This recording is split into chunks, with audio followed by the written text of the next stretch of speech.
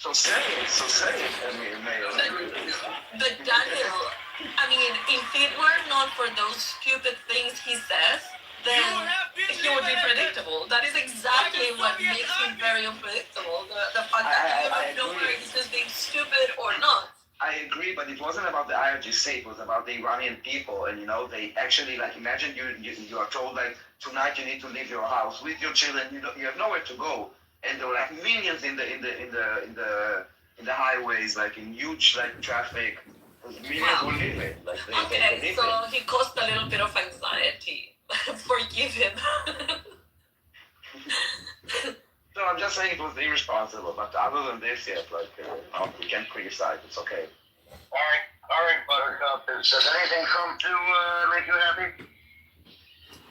What are you talking Find about? the one thing you can complain about. Daniel. What is that? I don't know, he said Buttercup, but I didn't understand what he said afterwards. I was comparing Daniel to Buttercup. Oh. Never do this, Jeff. I never insulted you like this.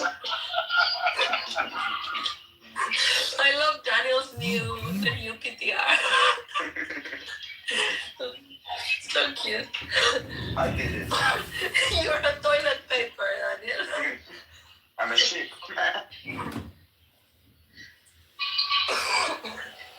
No, I didn't realize what that was. Yeah, it's a toilet paper. He made those. I make it this how my toilet paper is in my toilet, this one is a sheep that I created. He's got a bunch of sheep looking at him when he's pooping. I brought 30 like this to Israel, but the toilet paper here is different than in Berlin, so I need to basically do it in a different size. Oh, it has a different roll size? Like the Yes, I was living in the United States, and I think one of the first things that I noticed when I came back to Israel is the toilet paper is different. I thought that was universal. No. It has more girth here, which means less paper. Dude, I love Trump. I really like what he's doing with everything, and I think he's so fucking brilliant. Does he make you horny? Yeah, he does. I've always said that he's hot. And I think the same of Netanyahu and Putin as well. Whether you love him or hate him, Putin is also a very good strategist. These guys are smart, and I am so happy to live in this time of history. I think it's thrilling. Yeah, I think the problem with your foreign policy is you need to get laid. The problem with what? With your foreign policy is that you need to get laid.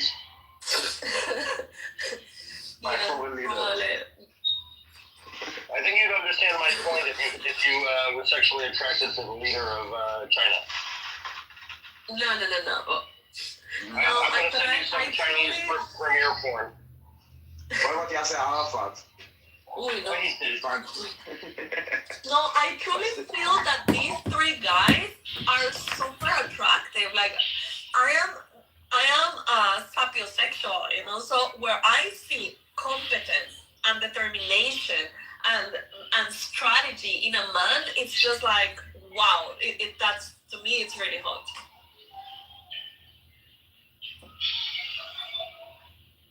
It doesn't matter what you look like. You're just. So you like the Jews? Huh? The what? So you like the Jews? Yeah, that's the reason why I always say that Mossad is super hot, and the IDF as well. It's that kind of thinking and intelligence. It's amazing. I love it. Yeah, but have you ever dated a Jewish guy before? Yeah, but for a short time in Guatemala.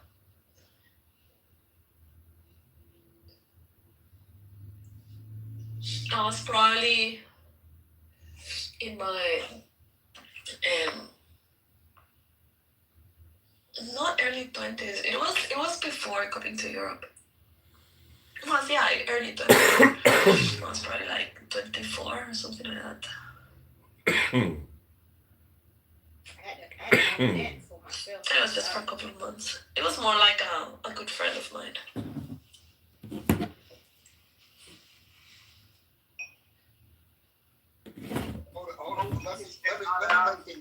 But I didn't understand shit about Judaism. And honestly, I wasn't even aware of anything. I was just like, this is so this segment real quick because wait, people just go ahead. Go ahead.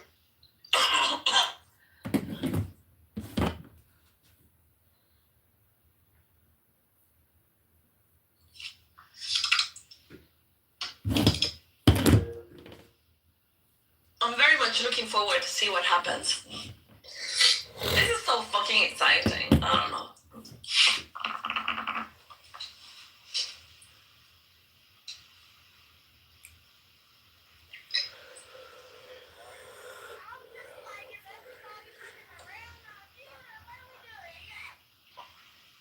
I just hope that the Democrats really stay away from power for a couple of decades, so that all of these could be really cemented, you know, in the minds of the people, and this kind of like free market, individual rights and stuff gets really cemented in the minds of people in the new generation. So because if the next president is going to be a Democrat, all of this is going to go to shit again.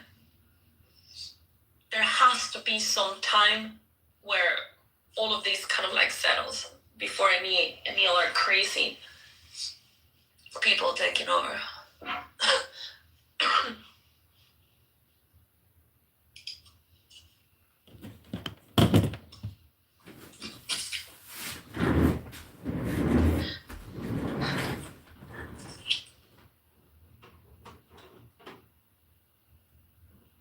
Good luck with that.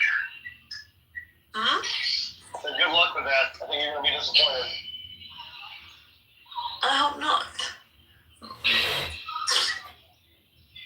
Oh my god, and Marco Rubio is also super hot. Like, he is one of the most impressive guys in this administration. He really is doing an amazing job. Yeah. He should be Secretary of State forever. No, he should be president. No, I think he's more useful as a Secretary of State. No, he needs to be president. Happy He Eva! wants to be president. Happy Eva! He's not. My He good friend already Abby, endorsed JD. your English is coming along so Whether good. he's Your going to English run, skills he are says getting that so good. He's going to support JD's candidacy.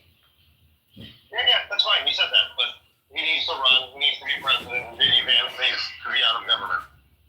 JD Vance? My God, why do you hate JD? Yeah, what do you have with JD Vance? Because he's a fucking retard and an anti-Semite. How is he an anti-Semite? I've already covered this with you. They're really going to start pulling a Dory. Well, when I did you don't cover think this? he's automatically an anti-Semite just because he says that anti-Semitism is not a big problem. Oh, because of that. Dude, you throw out the anti-Semitism tag way too Really? Who else in politics elected do I call an anti-Semite? Mandani? Don't gaslight the room about me. There's literally no one else in an elected office I call an anti-Semite. Not one. Wait, I had my Well, volume on. I don't think that means that. Sorry, what? I had my volume on. Who did we call it at this time, right? JD J.D. Vance. Vance. So, I'm not sure. I know why you would call him an anti-Semite. It definitely looks like it, but I think he's such a political weasel and just blows with the wind. I'm not sure if I could ever figure out what he really believes. What religion is his wife? Is she a Hindu? Hindu. Yeah, she's a Hindu. And I'm fine with him hoping that she converts to Catholicism. I don't find that strange at all. Well, didn't he marry her before he converted?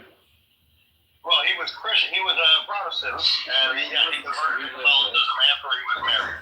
Fine, so he wasn't so religious. He was Protestant. He didn't really care. And then he And also started calm down, divorced sir. his wife. Fine, but then he didn't divorce his wife after he started caring. That makes sense. That's not like. I don't know that he was irreligious as a Protestant though. He was just a Protestant. I think he was religious then. Well, he definitely wasn't religious enough Yeah, to make sure Catholic, that. sir, but being a Protestant is like, I don't know. But he wasn't religious enough to care that his what religious wife was. Apparently. Yeah, I don't understand that as an attack on him at all.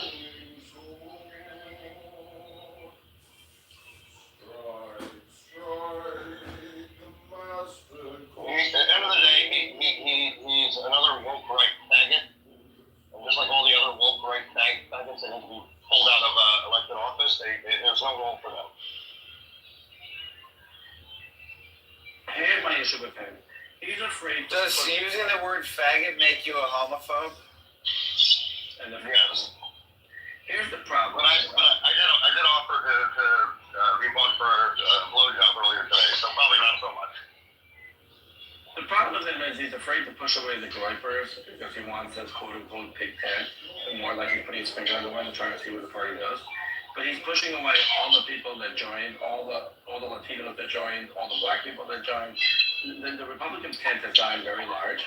And for these like in the basement people who actually propose voting for Kamala Harris because they're anarchists, he's giving up a much more important coalition. So call him what you want. He's not doing the Republican Party any favor.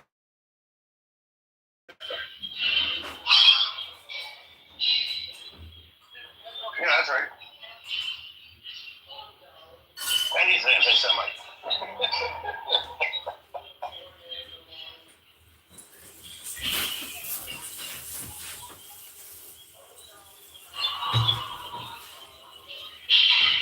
And he's also disloyal to Trump at the end of the day.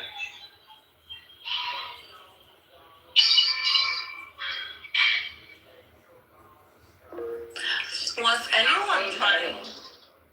Sorry. No, we can move that off him. He's not loyal to anyone. He's a political weasel. He was a never Trumper until he became a MAGA, and then he'll switch again. But so was Marco Rubio. In a very different way. Marco Rubio had principled disagreements with Trump. Came around when the party did it as a majority of this coalition. Here's where I disagree. Here's where I do agree. And when he does his job, he does it within his own philosophy. And he took the job in the administration. That is the Republican Party. The Republican Party is a coalition party. You don't have to agree with everything your boss does. Vance did it as a VP, which is different. He never admitted what changed. He never said, I really actually believe in this, but it's where the party is, which would be fine. He just floats around. If he was a Democrat, you'd be making fun of him in the exact same way I am.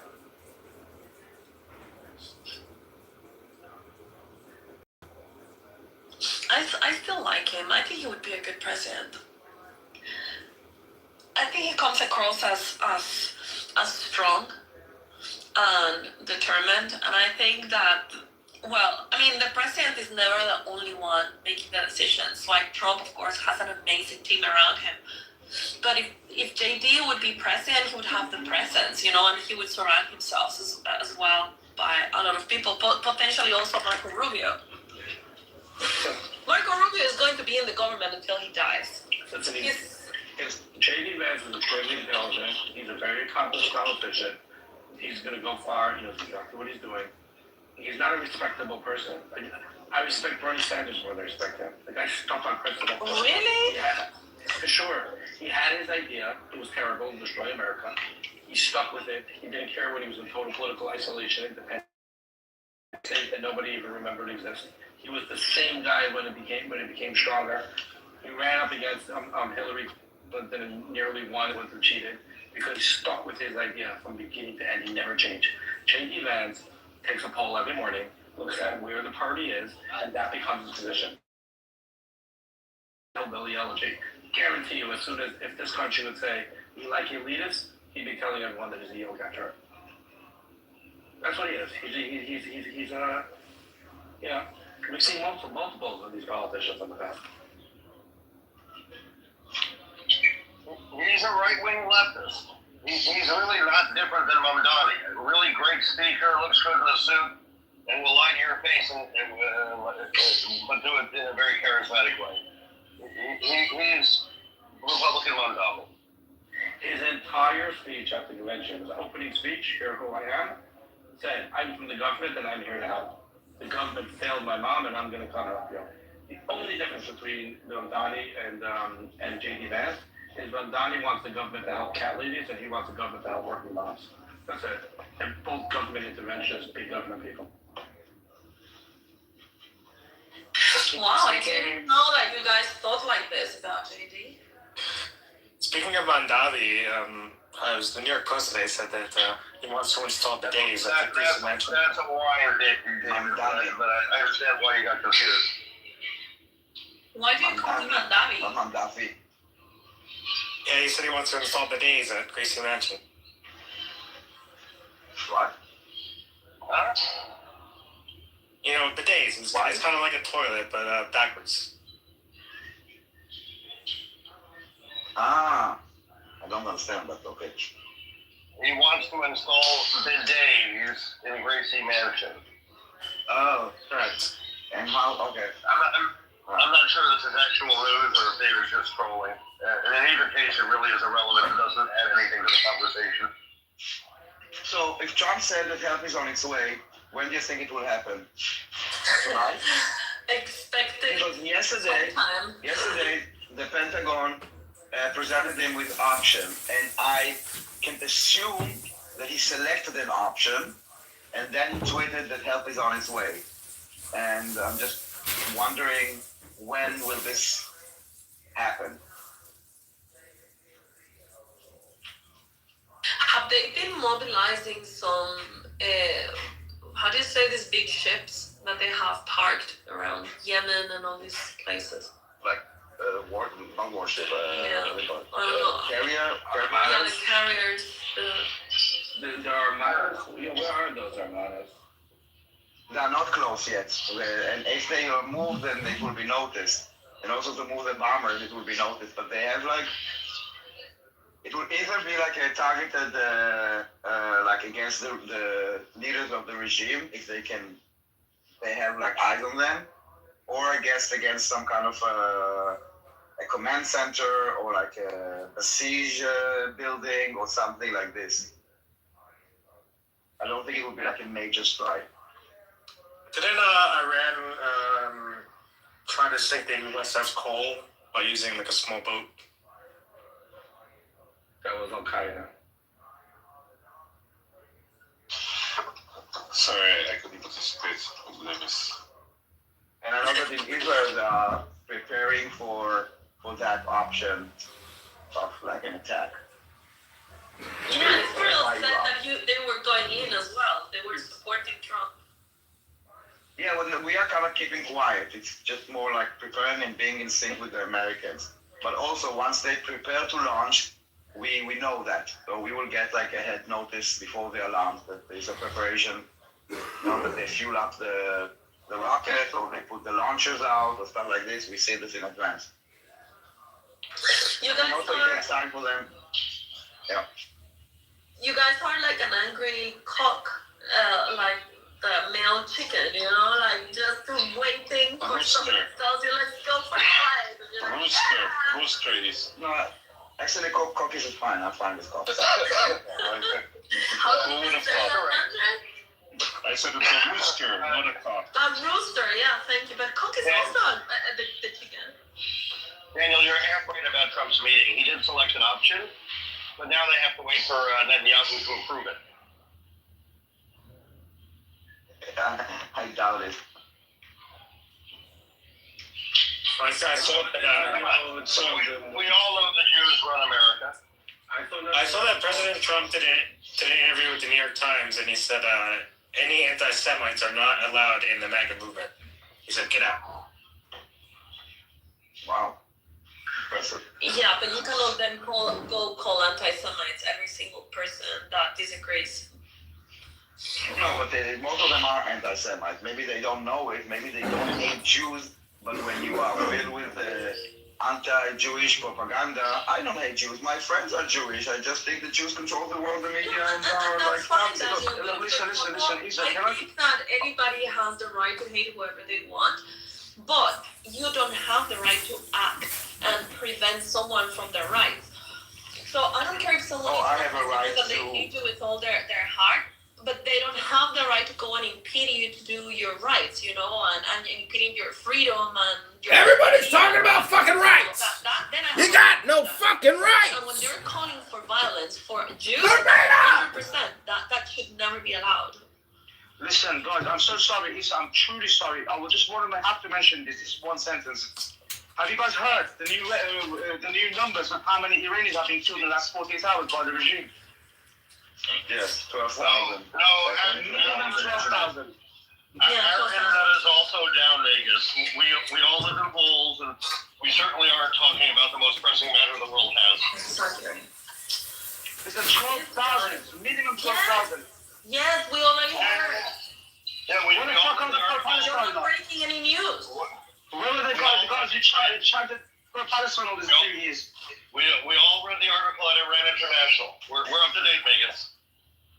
Why would they? The Free Palestine movement is about taking down the West, and Iran is helping them. So they will not. This is why they don't speak out against Iran, because Iran is part of their axis. It's not about human rights, or it's not about children dying, or whatever. It's not of this. It's about destabilizing the West and taking down Israel.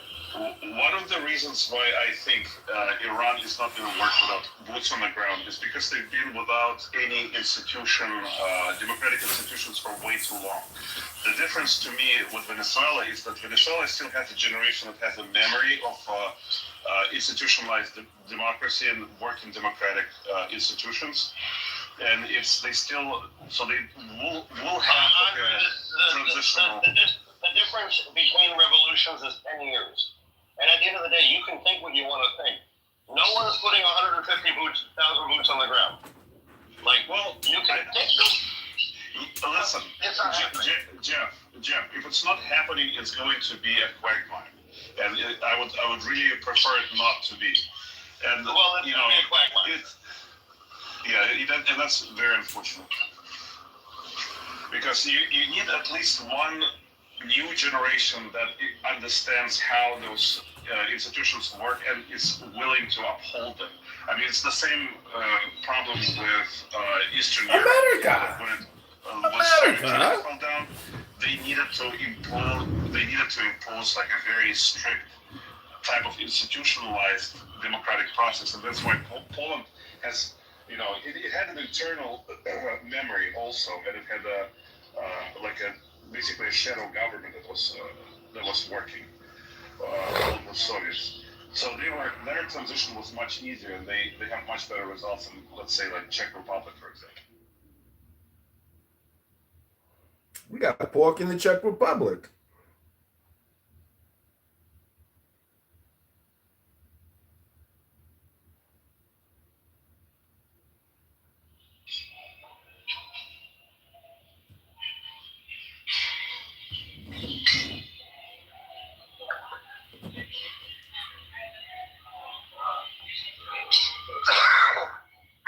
Yeah, I think at the end of the day, what I expect is the revolution hopefully will work, and if that works, I think you'll see some period of fragmentation of Iran, some level of lack of stability, and in 10 years we may get back to a stable region there. But it's the price that has to be paid in order to get to progress and to get to stability in the region. I mean, what I'm afraid of, Jeff, and that's obviously the worst case scenarios I'm looking at, is the power vacuum that is filled by Iran's neighbors, and then their regimes are installed, but because Iranians will be looked at as a second-rate citizens, is basically going to be like, the good old 17th and 18th century colonization. Or the internal, since there's no memory of the internal democratic institutions, like the new power, whoever it is going to come in and do the same kind of shit, just under a different flag. as theocracy. Of I take issue with your basic foundational assumption that there's no memory. You're talking about revolutions that are literally, I just double checked, 20 years apart. Like, yeah, the folks who were free in Iran are in their 60s and 70s, but they're still there. Like, they still taught their children what Iran used to be. I mean, all you have to do is talk to any Iranian, not even in Iran. These people were brought up with, they know that history, all of them. Like, so much better than any of us do from wherever our parents came from. This assumption they don't know democratic institutions. Fine, guess what?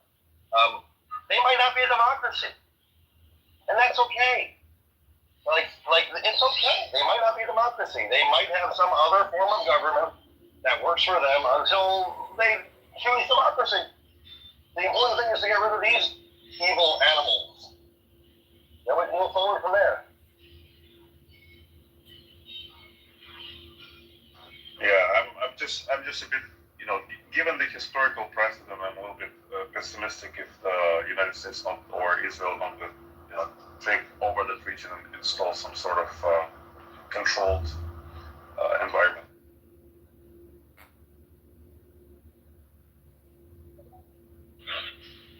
I mean, they're not Arabs. That's the only thing I can say. They're not Arabs. They won't accept an installed leader. Like, you can't think of them like they're Arabs. I got you. I mean, I'm not talking about installed leader, Rashad. I'm talking about the infrastructure that is controlled by, somebody else who is kind of teaching the institution to the population. I mean, they do have, I absolutely grant you, they do have intention, the motivation to transition, but they do not have a place. That United States and Israel will assist with. Because they never had democracy in the region, and democracy is a contingent on the. They may not want democracy, Andre. Why are they so fucking Western? If they choose democracy, the United States and Israel will be there to help them institute it. What will not happen is the 250,000 boots on the ground to direct traffic and force democracy down their throats. But if they're ready to build institutions and need help writing a constitution, the United States will be there. If they want to try to build waterworks so Tehran's not on the brink of a drought, they have to talk about moving the capital, Israel will be there to help them be civilized. That help will be there. That's a very, very big difference than Iraq. It's nothing like Iraq or Afghanistan or any other thing. Yeah, because they're not fucking fucking Arabs. Choose democracy, but that's a guess. We'll see. I think so too. I think it'll be like a constitutional democracy. I think it's going to have the institution of a king. They had that for thousands of years. They're not the United States. But I think there will be ultimately a level of democracy. That's what I was thinking. Some sort of like constitutional monarchy or something like that. How many religious minorities do they have in Iran? Half the country is minorities. The lowest 50% of the country is Persian.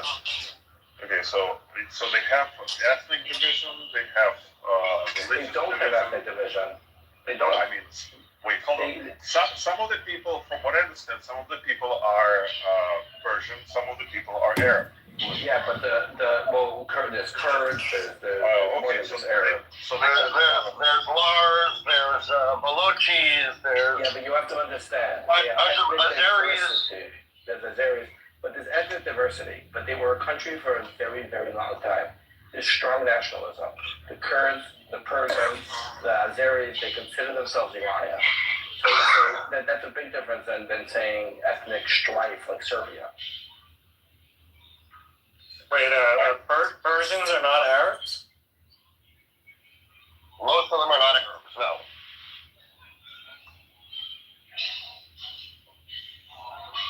There was one area in the Middle East that refused the Arabs. It's the thing that, once again, what worries me, because that whole region is very much tribalistic. And I wonder how much of that. Andre, you really have to stop thinking. You have to really stop thinking of them like they're Arabs, because everything is wrong you're saying because you think they're Arabs. They're not a tribal society. They are not a tribal society. They're not Arabs.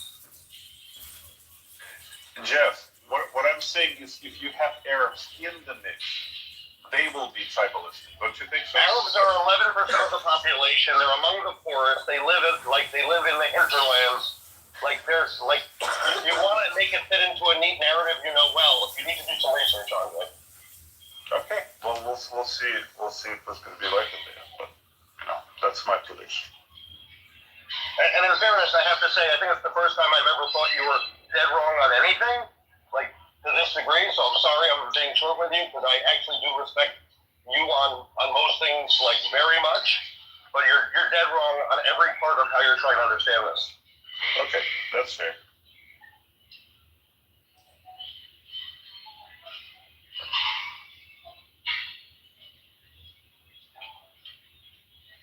Yeah, I'm frustrated with people that compare everything to Iraq, so I got a little short there also, but I do respect your opinion, and I think it's just miseducation of this particular part of the region.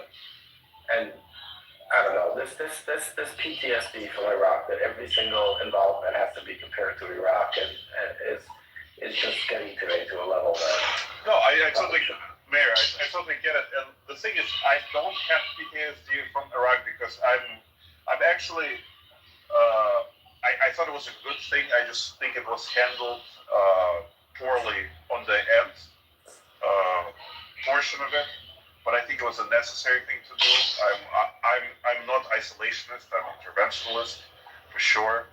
And I don't think the United States should shy away from being a maritime empire. I think there's nothing bad about it. What could go wrong?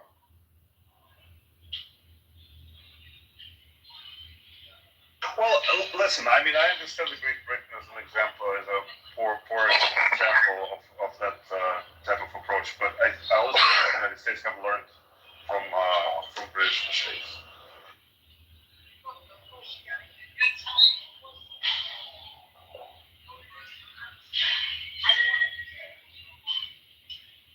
Yeah, I think I also have a visceral reaction to this Western idea that everything needs to immediately be a democracy. It's not culturally sensitive at all. And there are a lot of things between a democracy and what the IRGC is that we can find acceptable, and that would be a hell of a lot better for the Iranian people. So this idea that we make it black and white, good and bad, I think it's contrary to a solution for the problems of today. And I think it makes it harder for the people who actually want a revolution, want progress, when we kind of paint it as, well, you can be a democracy or you can live with the people gunning you down in the streets.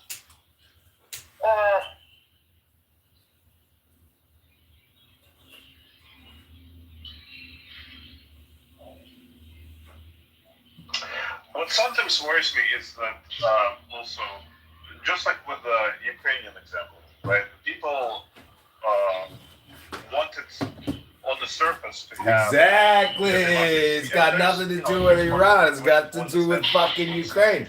Put the boots on the ground in Ukraine is what he's saying.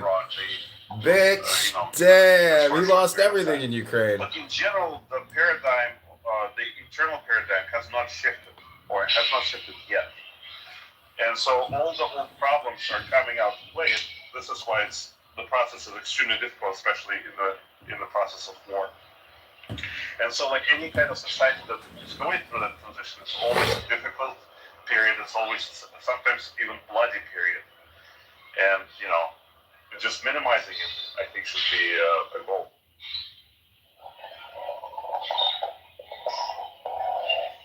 Hello, Moto.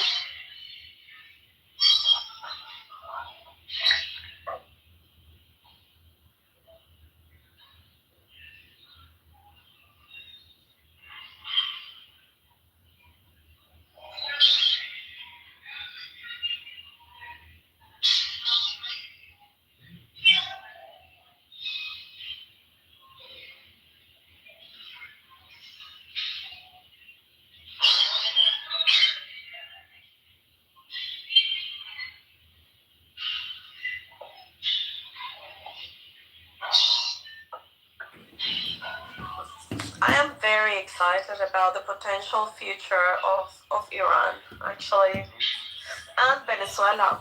I don't know. I think that this is going to change the panorama so much around the world. Well, can you give me a brief of what's happening in Iran? I mean, I think that my understanding is people are protesting and they want to, live with more democratically. Is that true? Have you read the news, or are you expecting for us to do the job for you? Well, I was expecting a brief on it. But no, it's okay if you don't want to give me. I'll read it. Somewhere between 4,000 and 12,000 protesters have been gunned down in the streets over the last 4 days. Yikes. Yeah, But then you should go read. Yeah, I'll read it. Yeah, it's a difficult situation. Thanks.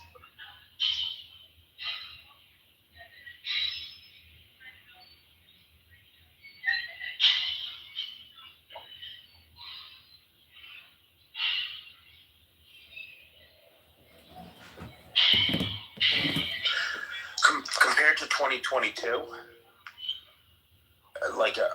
is your faith that something's going to change just based on the larger scale of casualties? It's not only a larger scale, dude. 2022 was about the hijabs. And people were protesting because it was something internal and we don't want to be oppressed, whatever. This time, it's about change, regime change. The whole country is mobilizing. They're putting their lives on the table, and right now they know that that the U.S. and Israel both have got their backs. I think that this time is serious. This is the closest that they will be in the near future to have an opportunity like this. That's true. Yeah. Hey guys. So I think it's to be fair, not everyone that is on the streets, and I'm saying this as a Persian, necessarily went on the streets because they want regime change. It started with the protesters in the bazaar. The rial is basically worthless at this point. People have no water, people have no money. And for a lot of them, it's basically about that. So it's convoluted, and now it's obviously made popularized in on social media, and it became mainly about regime change. But initially, this is not why the people went on the streets. But obviously, this is what a lot of them are demanding right now. So it's really complex and complicated. I know that the hardcore monarchists say everyone on the street is calling Pahlavi's name and things like that. It's not black and white like that.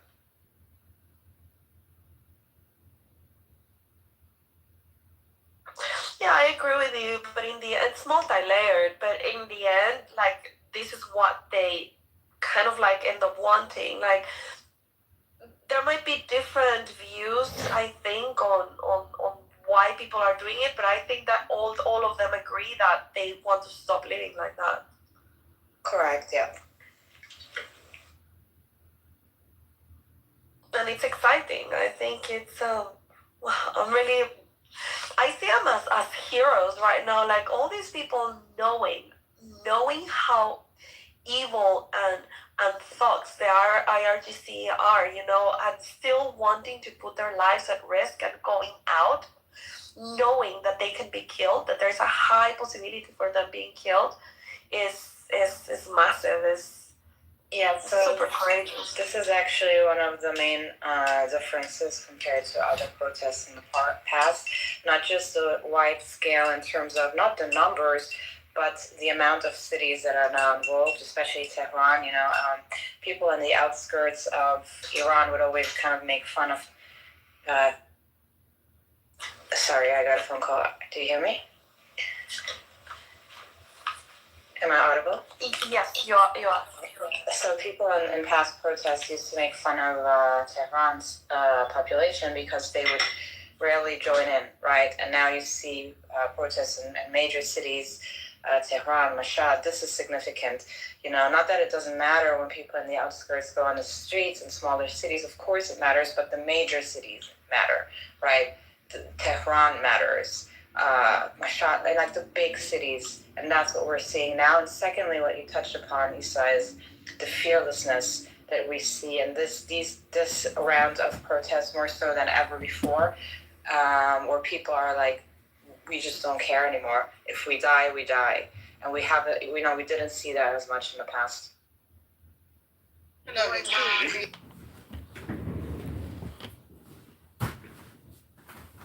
It's very inspiring. What was the Iraq argument that was like shut down before? When someone was like, I hate hearing it compared to Iraq. Is that like the power vacuum extremist argument?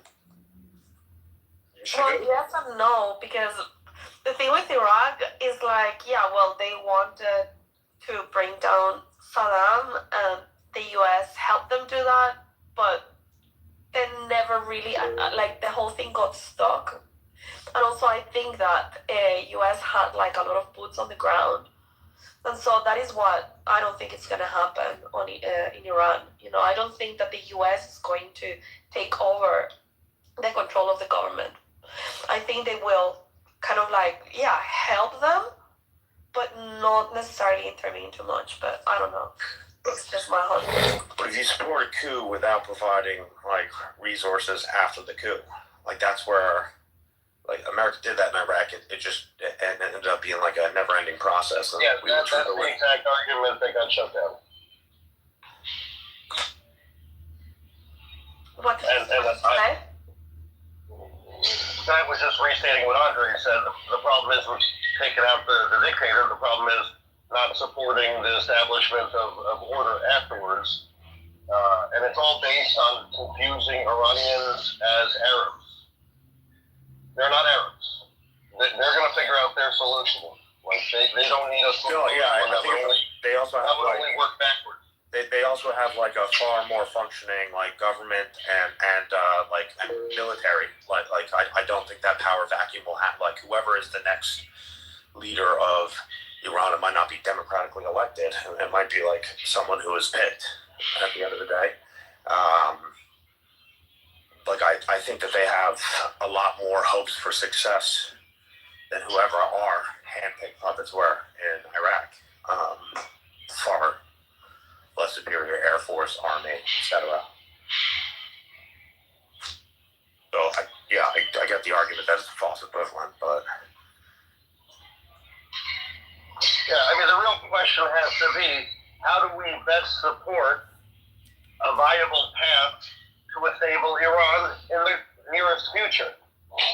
And Iraq is not a model that should be taken as terribly informative in that conversation, because there are incredible differences between the two societies.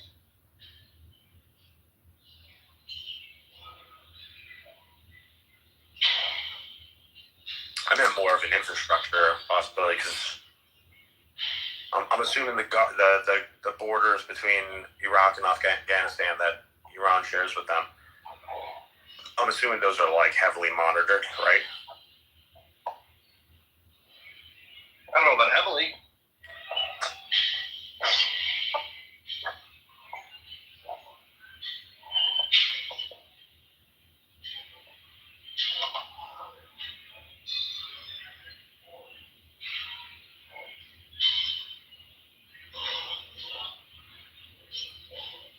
I think you also have a lot of very well-established Iranians in the West who, interestingly enough, are at an age where they can go spend 6 months or a year to go help.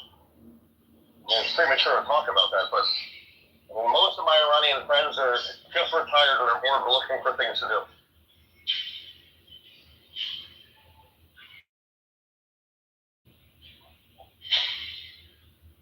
That's interesting. You know the old kind of like hacky joke about like Persians and they all drive like white Mercedes and they refuse to call themselves Iranian. Like, are most Persians are from what would be considered modern day Iran, right? Yeah. They've been a very successful community in America. And the Persians would like to drive BMW, not Mercedes. Iranians, yeah. But they are white, the white BMWs, right, David? Last year when I was in Silicon Valley, I met a lot of Iranians that are very involved in big tech and big venture capitalist funds. Iranians are amazing. Iranians are very educated. They're not the typical Arab, as Jeff was saying. They're not Arabs.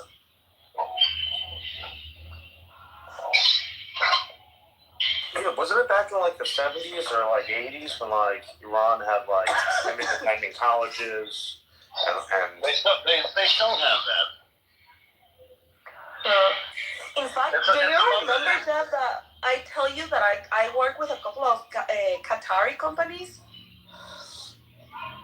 Well, the guys, the founders of these two startups, they're Iranian, actually. They're not Qataris. They're not Arabs. They're Iranians. There you go. Okay. Yeah, no, Pat, Iran has one of the most educated workforces in the world. yeah, no, it's but it got like religiously oppressed like during like the 70s, right? Yeah, but that didn't mean that they didn't invest in education. Women still go to college. They just have to go in burqas. Yeah. And this is, I think that Iran might have the larger amount or the larger colony, to call it like that, of ex-Muslims, right? I think the last numbers that seemed actually reliable-ish were that only 20% of Iranians in Iran consider themselves to be Muslim. Exactly, and it's a Muslim country, so everyone is against that because they're thinkers, and it's not because of hate or anything. They're born Muslim, but they educate themselves, they read, they understand, and they reject the religion. I just remember one thing that stood out at the last World Cup was that the Iranian women who were in the audience were fucking beautiful. They were Latinas with like green eyes, and like I was like what Yeah, is like that? Hala and Yael. Well, Yael's like a quarter, but yes. Yeah. Hi, how are you? See you. And unlike Latinas, you probably wouldn't have to worry about like an Iranian chick stabbing you. Yes, you would. Oh, you would? Yes, you would. All right. Yes, don't make me clarify. Still worth it. Still worth it. Like, Iranian women are the Puerto Ricans of the Middle East with green eyes. Yeah. Amazing. Yeah. I can't say anything more. I signed an NDA. Yeah. Roya is Iranian as well, right? Yep. Who else is I Iranian? didn't say that. You did. Hope.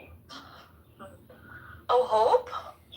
Hope is half. Yeah. Oh shit! I didn't know this. Yes. Yeah, there are many Iranians in the app. All of them. Rumar is Iranian. Yeah. Really? Wow. I didn't know that either. I thought he was Indian. Half Indian, half Iranian. Oh, okay.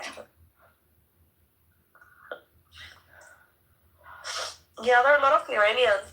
There is one, this guy that I used to talk to very seldom times, but he was very interesting. His name is Camille. He used to come to your rooms as well. That looks like Clark Kent. What? You remember Camille? I'm not remembering that guy. Well, he is Iranian as well, very well educated and interesting. Very quiet, but very interesting when he would speak.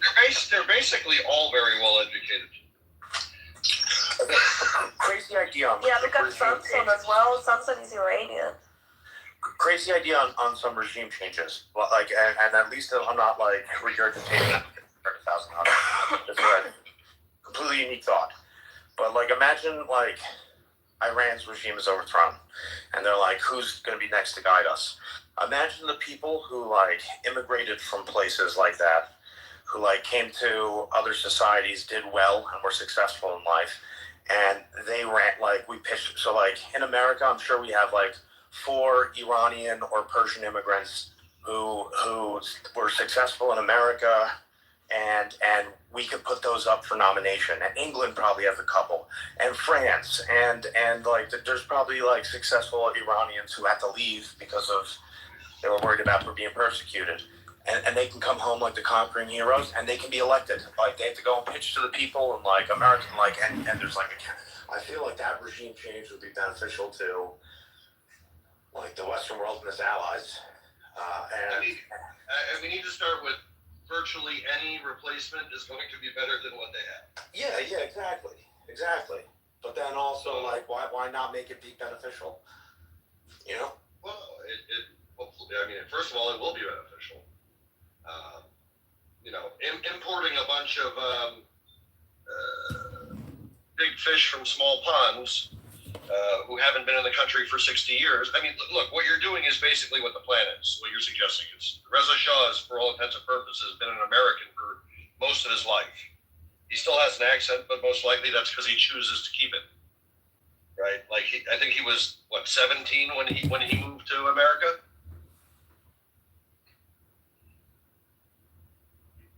So I mean that's essentially the transition plan is to bring back some of the previous folks to help with the transition. Something that gives consistency to the people in Iran as well, something that they sort of know, and someone that they already know, and I don't know, I think it's necessary to feel a little bit of stability. That will help a lot, actually. I think ultimately they need to land on some federal system, some weak confederacy where you have a very weak federal government and a lot of independence for the various regions that they can all still be Iranian, but they can do it their way to a certain degree. That probably is the most powerful combination for these people, at least initially.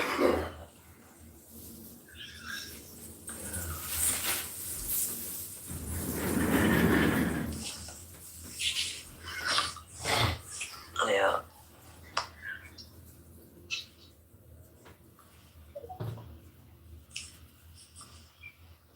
Andre got playing like a bitch.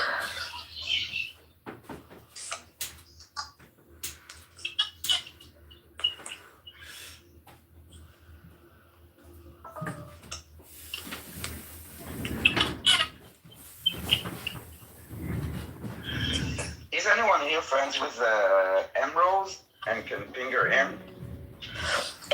No, but I saw her before in this room. Yeah, I meet her for a little bit. I meet her in rooms when she gets like now. Yesterday was in Buttercup room, and now in Illumi and Prince. So they do like a Palis versus Zionist, where when I speak literally, whenever I unmic, and they say I will give you time 1.5 minutes.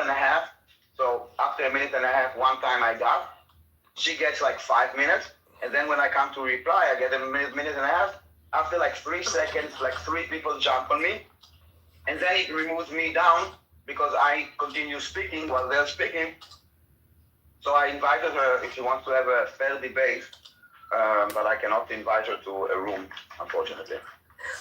Okay, so I saw her yesterday in Buttercup's room, and I opened her profile, and I was not following her, but apparently my other profile is following her.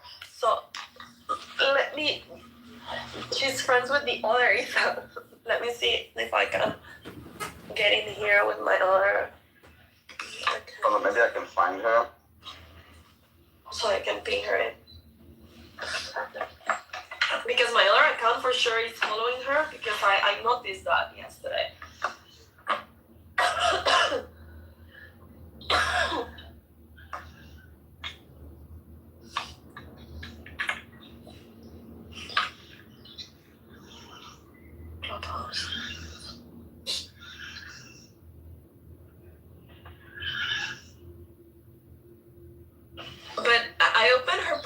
I read that she's an anti-Zionist Israeli, so she is from Israel.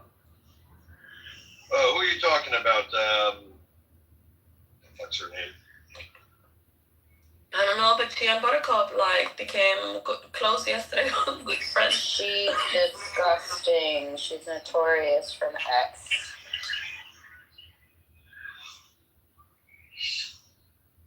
I don't know, what's her name? Just Ambrose. That's what she goes by. Oh, Ambrose.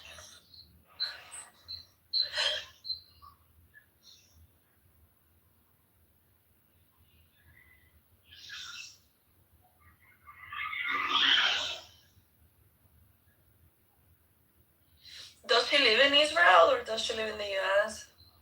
Israel. She's the epitome of the self-hating Jew. She might as well be the spawn of Amos. No, Amos's kids are normal. I hate them. I don't think that Amos is necessarily anti-Zionist, but he is naive. Like, he wants everybody to get along and whatever. I don't know. He's none of those things. He's just a narcissist who wants his opinion to be the only valid opinion. If it was unpopular to be a far-right Zionist, that's what he would be. Yeah, but he's not very good at it. Like, he doesn't come up with good arguments and like thought-provoking and challenging. He just spews nonsense. Yeah, he's the left version of Shuki. Yeah, Shucky spews nonsense as well. Is he still on this app? No, thank God, he's been ethnically cleansed.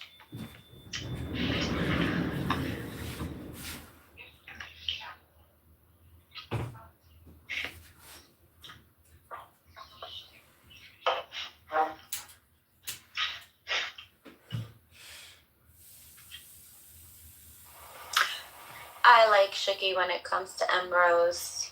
He can take her.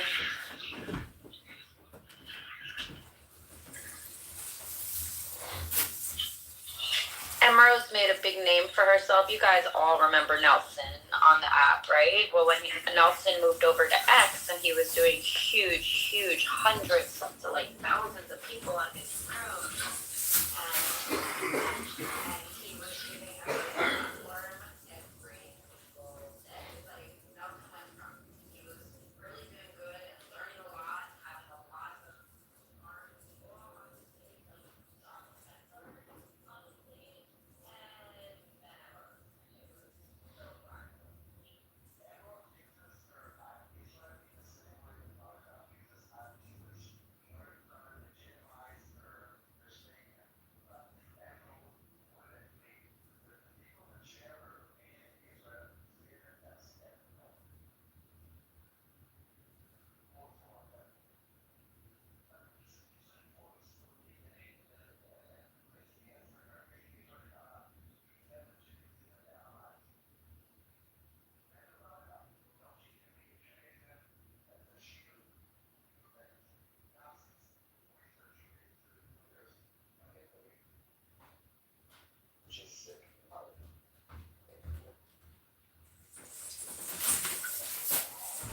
Her Magen David is short of point. Yeah. Everything is short of point. Her Magen David is, yeah. Okay, I just linked her in with my other account. She's so mid. Oh I think my she god, calls her Magen David Hexagram. Madruta is here. It's time to end the room. What does it mean? Oh, I don't know. he's not that bad. He's one of those. Okay, I'm Well, making more Jews today. I'm heading to the Mitzvah right now.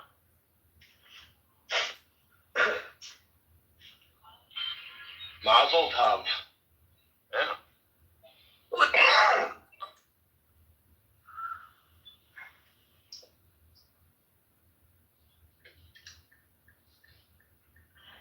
Tomorrow there's a huge demonstration in Israel to support the Iranian people. Oh, nice. And I think There's one in New York City. Not in the Matrix, but I was gonna say that I prefer Buttercup over Matt. Oh. That's Did good. Buttercup Guys, me, okay. Did Buttercup have another name? Did Buttercup have another name? The Antichrist. She's, Oh my God. she's sort of new, Illumi. She came in August. So that's the only name she's had. It's like But her the voice girl that has the sounds, same voice. but her voice Yeah, sounds because Yeah, because she sounds like Elle. there's a girl called like Bubbles. Bubbles. They have the Yeah, same she was voice. Elle. Her name is Elle. Yeah. She was before Elle. Or as Amos says, Booblers. Seriously, this is how he calls her. She doesn't He know who doesn't I even am. know what Oh, he doesn't even know what he's saying. but I went into her room yesterday as I guess it was ending, and she apparently thought I was someone else, but she doesn't know me. And she looked at my profile, and I have nothing on my profile, yet she still determines, oh, it's a pro-Israel Illumi. And it's like, okay. Well, Yesterday, you are shitting on Mamdani, so one can assume that you don't hate the Jews. He used to have to pay for that before he was married. Get shit on his chest. I mean, technically, Yes, I'm the not Buttercup- hitting on okay. him. I'm just highlighting his own, Accomplishments. I You're think pouring that your own shit on him. my best Buttercup moment was when she didn't really know me, but she hated me already. She came into our room and said, Isa, do you think that you're more Jewish than me? And I'm like, no, because I'm not Jewish. But she formed herself a whole puzzle in her head about me. And I thought that was hilarious. But he said the answer is yes. Probably yes. Yesterday, whenever like a Zionist came on stage, she introduced him as a radical and a bad-faced actor. Everybody. She's really like a sick woman. Like seriously, like sick in the head.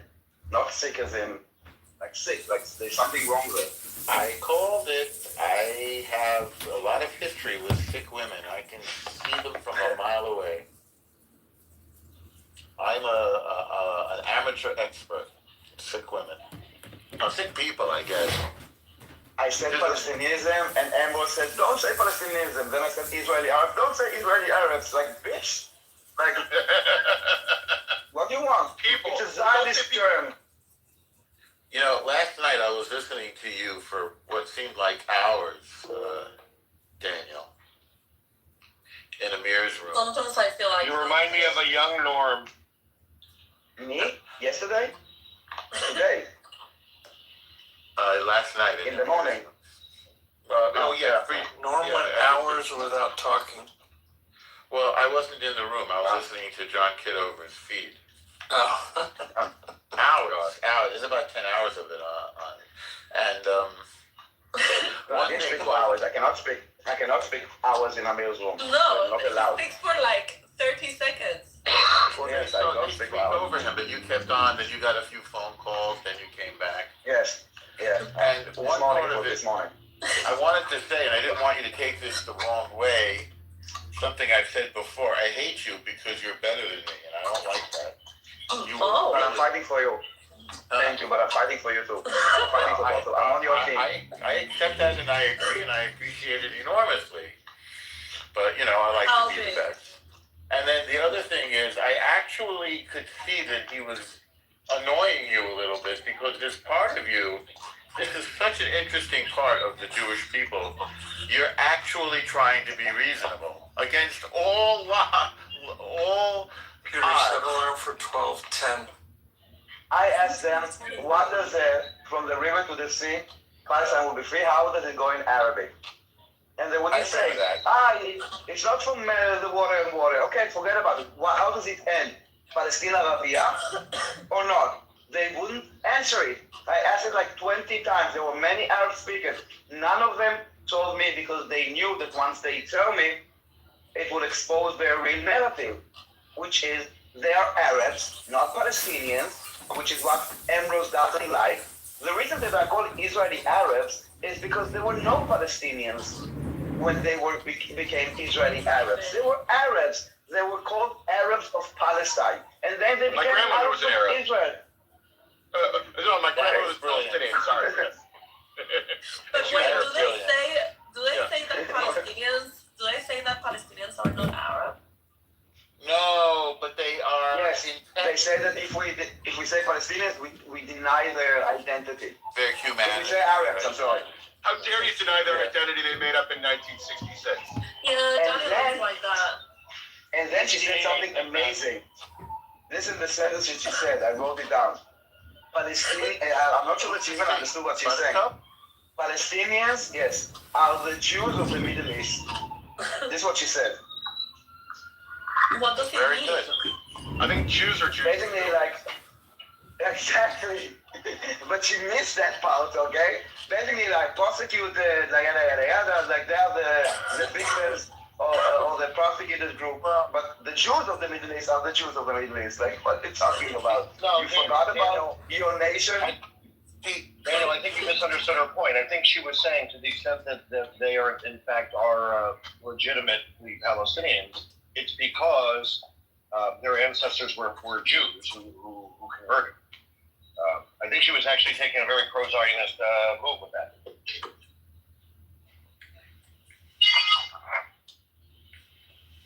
I don't know what she was thinking. I don't think she thinks. It's talking points. It's like a meal. Havara agreement. Who coined the term Mizrahi? Who said anti-Semitism? Who coined the term anti-Semitism? And he was married to a... Like, it's the same talking points over and over and over and over. And it has nothing to do with what you say. I'm talking about something like about the Jews were kicked out from Arab countries. Yeah, I said like 1 million Jews were kicked out from Arab countries. Yeah, but who coined the term Mizrahi? It's Israel that coined it. I'm like, Mizrahi is a word that means from the east. Mizrach is east. Mizrahi is an eastern. Someone came from the east. It's in Hebrew. Israel invented it because Israel is the only one speaking Hebrew. It was about her own people. But it has nothing to do with the fact that 1 million Jews were ethnically cleansed during the so-called Nakba. We just didn't brand it as a Nakba and kept on being like miserable for decades. What point is he trying to make with Mizrahi? He doesn't have a point. It's talking points is not having a point. He's like, and then he's like, it's Israel. Okay, so what's your point? Basically, I don't even know. Basically, he's trying to ask something, get a stupid answer, and then kind of, I'm right, you're wrong, you're stupid. Basically, this is what he says. If I hear one more liberal white woman in America compare her struggle to fucking Iranians, I think I'm going to fucking go ballistic. I literally can't. These people, like, you let me know when there's body bags lined up in your fucking city, dipshit. Unfucking Rick. Could you ping me, please, if that happens? Would you mind? God damn. I mean, these people are, like, literally, you compared your struggle to Iranians? Are you shitting me? Ma'am, you'll be able to vote. You get that? When someone, I guess, on your wrong side, you start to tear them a new one, I feel like saying, oh, you don't want to do that to the guy doing it. It's like, oh, that's a bad idea. Maybe you want to think about that. These are women, Norm. These are women who are commenting. You know, people are sharing their heartfelt posts. Most of them are Iranian or have friends that are Iranian. They're sharing their heartfelt posts, and just, you can feel the emotions. And, you know, rightfully so, calling out the Western media, the UN, like, where are you? Where are you? The silence is loud and clear. And what do these women do in the comment section? We're fighting our own struggle. We're fighting for our own freedom. Are you fucking kidding me? like totally. These are people who claim to be intelligent. Divorced from reality completely.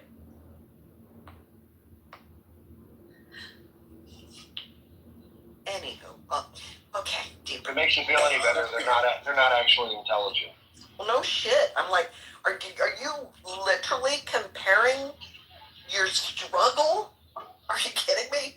Oh my God, my welfare ended after 72 weeks. I'm just like an Iranian woman. My Starbucks is closed. Oh, damn. Yeah, that's what they were saying. How they're saying, oh, we understand your pain because we're also living under a dictatorship with Trump. But at least you had a good man and whatever.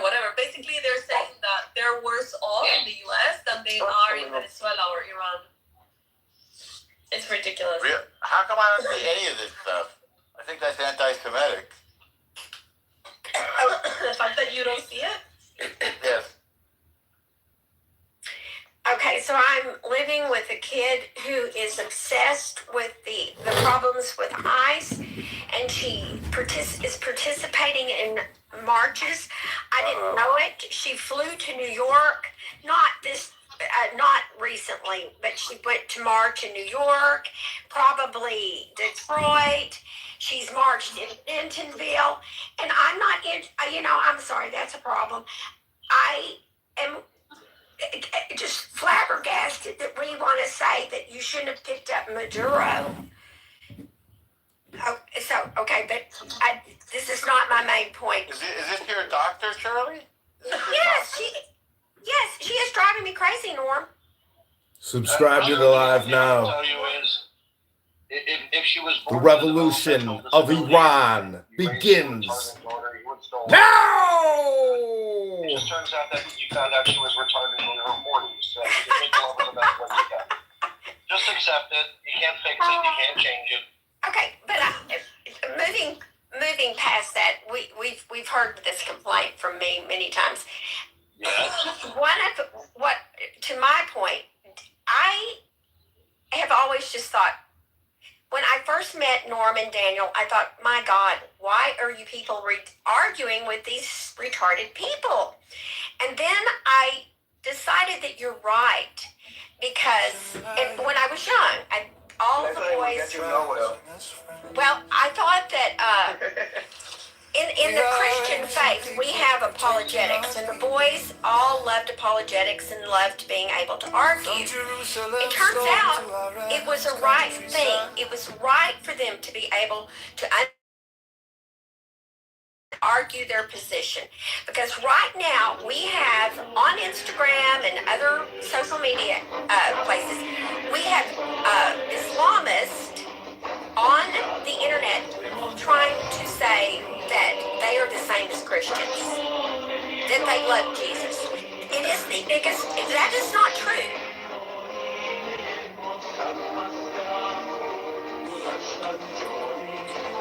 Can you hear me? It's called Katia. They will say anything to advance their ideology, which is about basically making land Muslim land. And once the land is Muslim land, it's forever Muslim land, and whatever is not Muslim land is yes. land of war.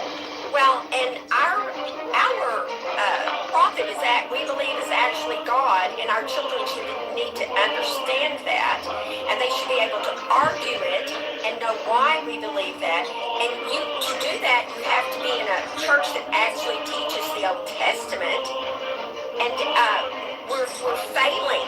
I went to a church with my daughter where they got up and talked. The birth of Christ was not mentioned, and they were talking about the housing problem in Bentonville. Okay, Bentonville has turned into a very rich community. Okay, and if you can't afford to live in Bentonville, you have to live in the town next door. I'm sorry. But that was the conversation. That was the pastor's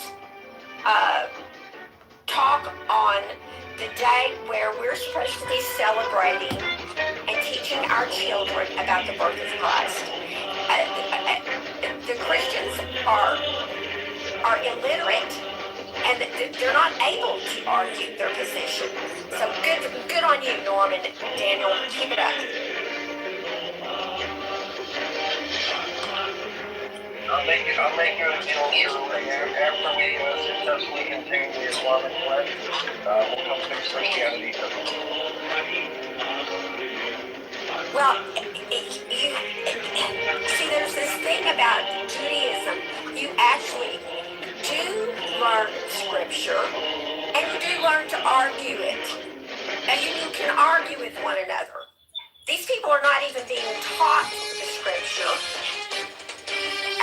It's appalling. What kind of things is that? The funny thing is we really don't rely on scripture in the same way as Christians or Muslims do. We really don't learn. We read it, and then at that point we discuss for understanding, not for, Timothy 1:6 says, blah, blah, blah, blah, blah, and therefore I'm right. Like, our approach to scripture actually is very different than Christian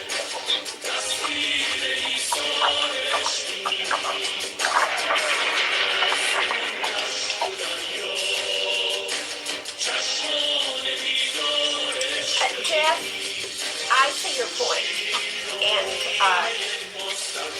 you can't just say Timothy 1. You have to have a comprehensive knowledge of the Word, and you're not getting a comprehensive Word knowledge. And you're better at that. And anyway, when I went to church for Christmas, because I thought maybe I could go be a Methodist and then support Christian values this way. Oh, hell no. I'm not sitting through what sounded like a city council meeting on Christmas Eve. No, I can't do it.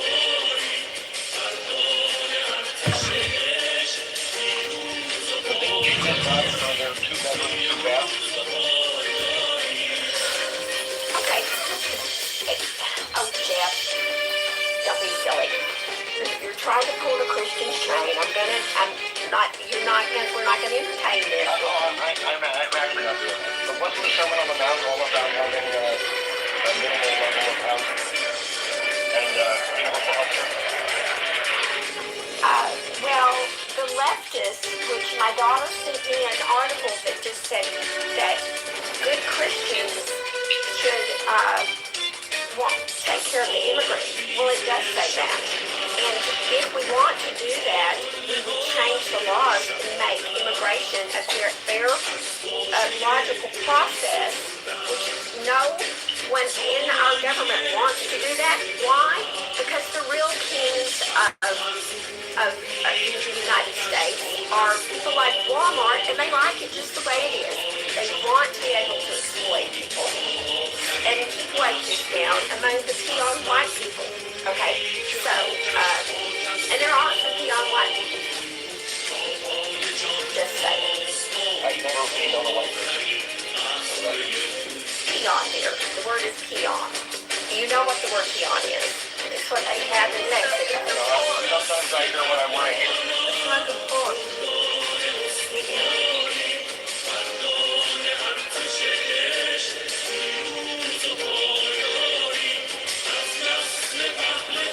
They really want it to be like in Mexico, where we work for $3 a day and we like it. And groceries cost just as much as in the United States. They want the people that are in power would like it to be that way.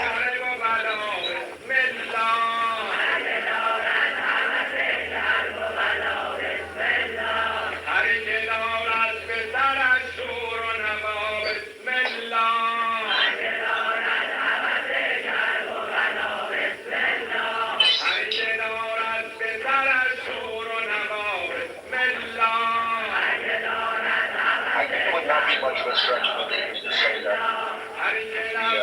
the discussion concerning immigrants also invokes a responsibility not to allow immigrants in that cannot positively fulfill the commandment here for the immigrant. Nowhere does it say that you should let unwanted immigrants in and successful immigrants do that. There you go, Jeff. And I have participated in the care of immigrants. It was part of my working career.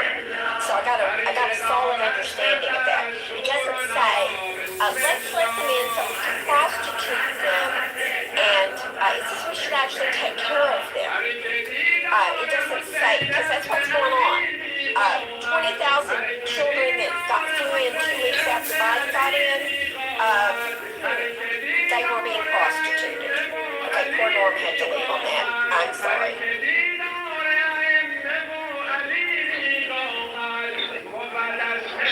Yes, he's very sweet, but well, there you are, Norm.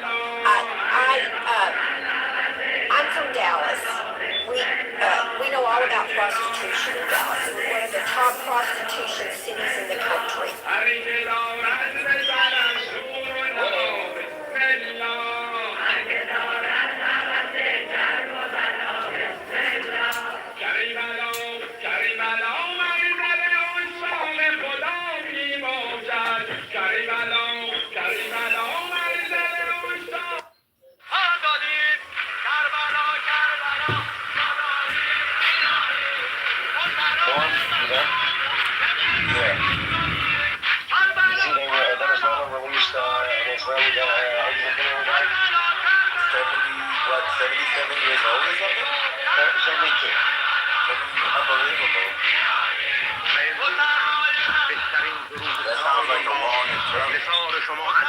Okay, say that again, Jeff. I missed your point. You missed that.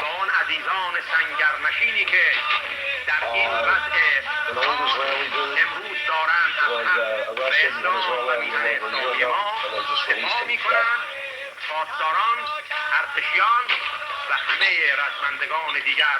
بارلاها این انسانهای به تو پیوسته جنباز فداکار را هر جا هستند یار و یاور باش.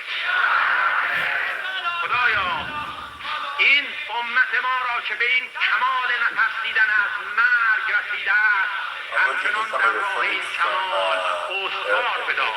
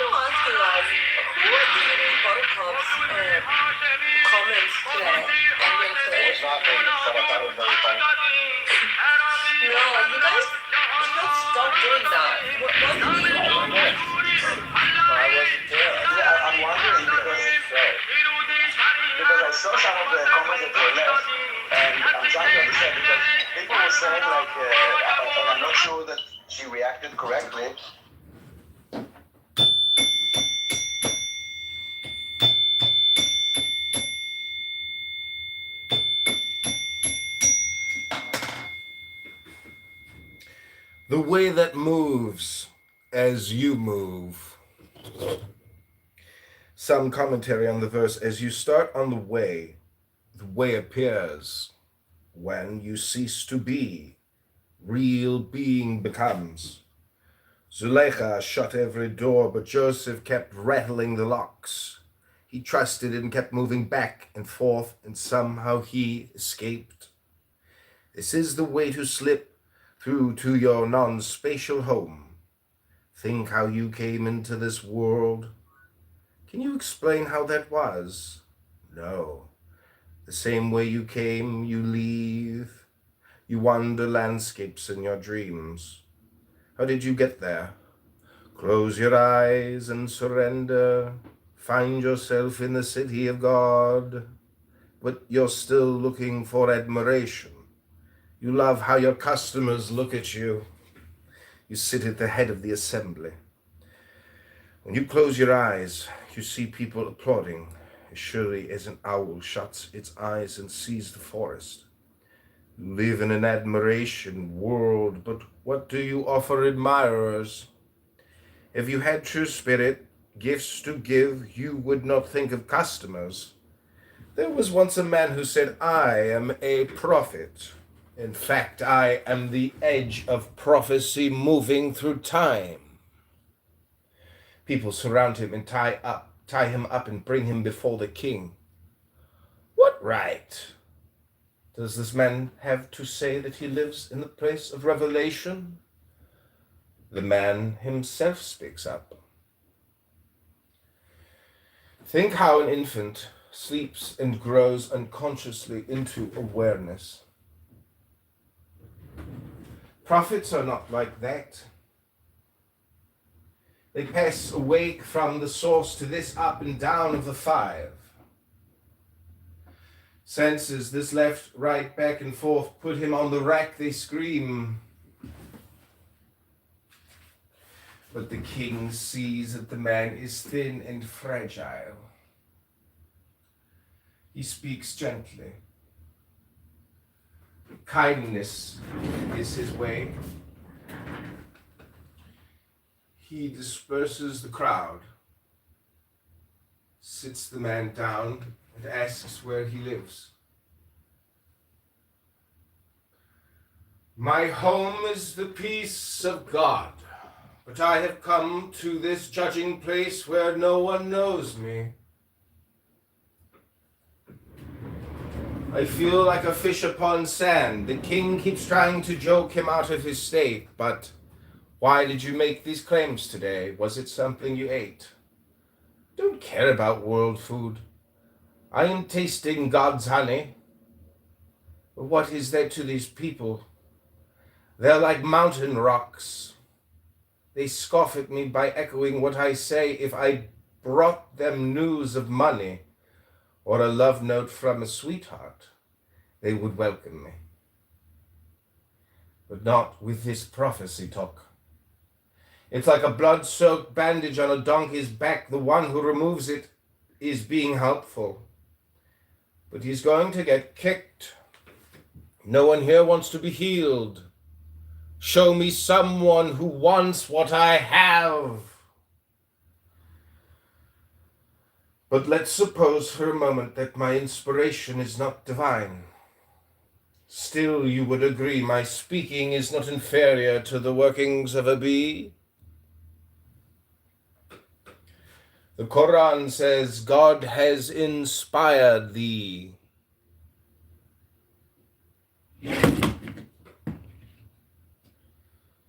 This universe is filled with honey.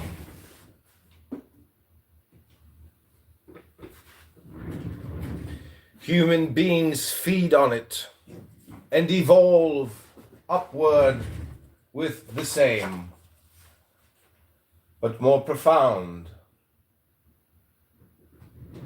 Inspiration as the bee. So the man defends his claim. You have read about the inspired spring. Drink from there. Be companions with those whose lips are wet with that water. Others, even though they may be your father or your mother, are enemies. Leave before they kill you. The pathless path opens whenever you genuinely say,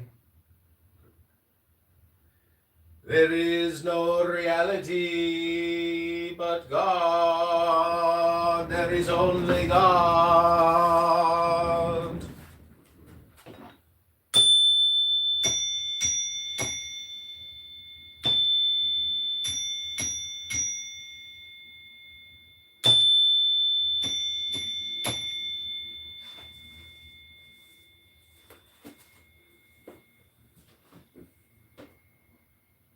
Because a lot of things were deleted, but they were talking about the 12,000 people that were killed in Iraq, and then she said it's unconfirmed, it's unverified, which is true. Yes, she is right.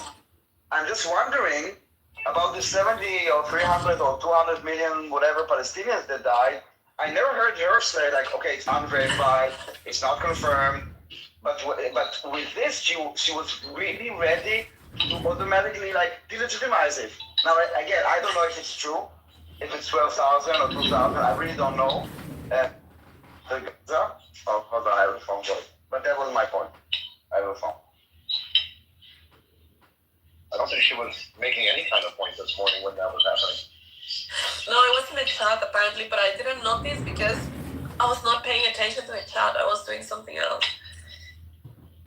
It was very funny. She kept going, Issa, do something, do something. No, that was Bibi saying, Issa, do something. No, she said it first. Someone deleted her whining, and then he mocked her and said, and wrote it again. Okay, because when I went to scroll up all the comments, I saw Bibi saying, Issa, do something.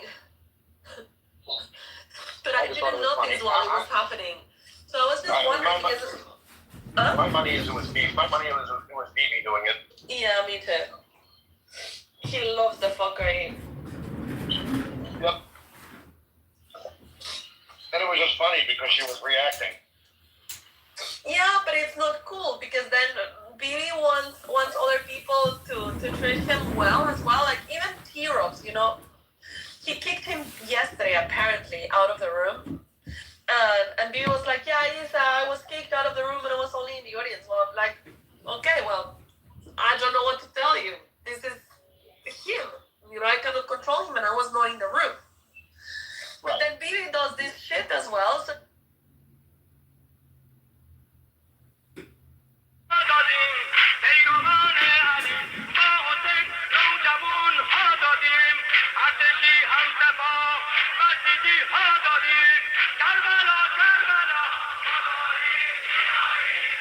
بسیجی عاشق کربلاست به کربلا را تو مپندار که شهریست در میان شهرها و نامیست در میان نامها نه کربلا حق است و هیچ کس را جز یاران امام حسین علیه السلام راهی به سوی حقیقت نیست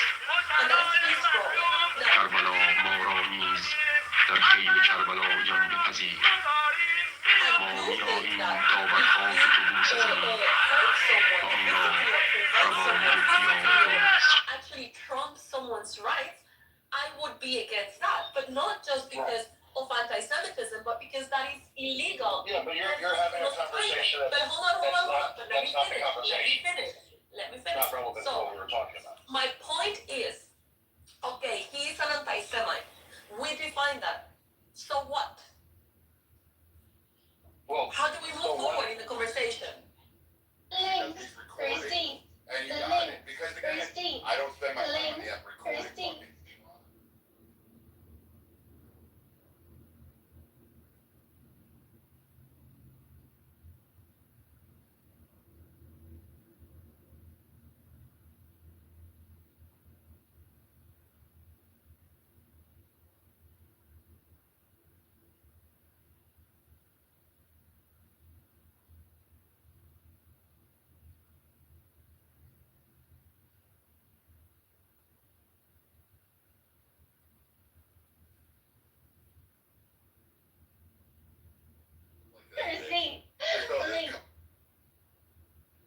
No. Jeff, you can criticize him all you want. Daniel, I don't care. You have magical powers over her. No, listen. You can criticize him all you want. We all know each other here. We've been here for years. We all know he's an anti-Semite. We know he hates the Jews. So why do we need to call it every time, for example, that he is involved in a conversation? Because his reasoning, I mean, he says something, okay, about the Jews, and it's obviously like a black library or just hate. So we say, okay, so he's an anti-Semite. This is what he stands on. It's not about being right or moral or humane or logic or factual, none of it. He's saying something anti-Semitic. He's all about spreading hate against the Jews, and at the end, this hate is translated into action even without going and saying, go kill the Jews. That is the situation that we live. We have...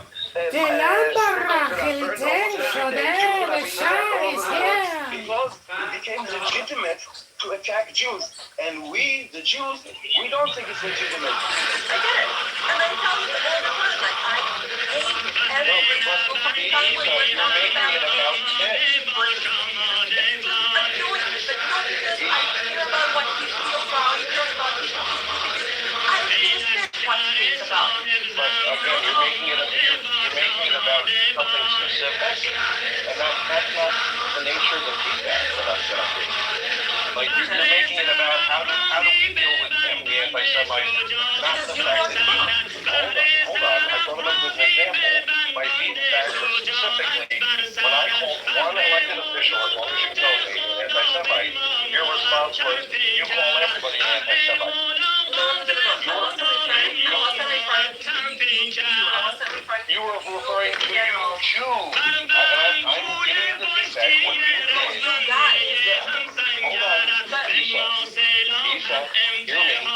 What you did by taking my comment and turning it into you, whoever you were pointing to, literally it was the Jews by your own admission, call everything anti-Semitic, literally is an anti-Semitic trope. The fact that you went to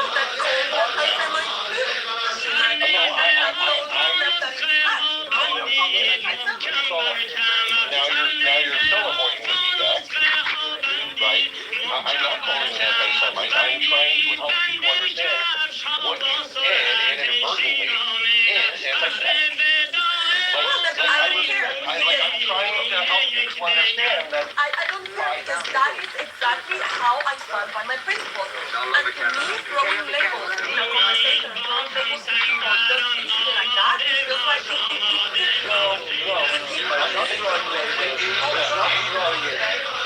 Take your own advice. Your own advice would have been that you respond to me saying Vance is an anti-Semite. I don't think he's an anti-Semite because of X, Y, and Z. Not to say effectively you Jews think anti-Semites everywhere. That is what you guys. Because if you weren't speaking to me, who were you speaking to? Because you said clearly you were not speaking directly to me, because I clearly don't do that. Okay, hold on, Shirley. I'm not going to have anyone controlling my speech just the same way that I don't control your speech. Who's controlling you? I'm talking to you as a friend, respectfully, and trying to help you. I was giving you my impression. I wish we could control you. We cannot. I am explaining You're Latino. We can't control you. I am explaining why I don't like this type of argumentation. In the same way, I'm explaining why I don't like you. can I please finish my fucking point? In the same way that it causes me, like, itchiness as well, the whole racist label. I don't like it. I don't like it when we're talking. I don't care if you're racist or you're not racist. But when somebody throws a racist label, it's like shutting down the conversation.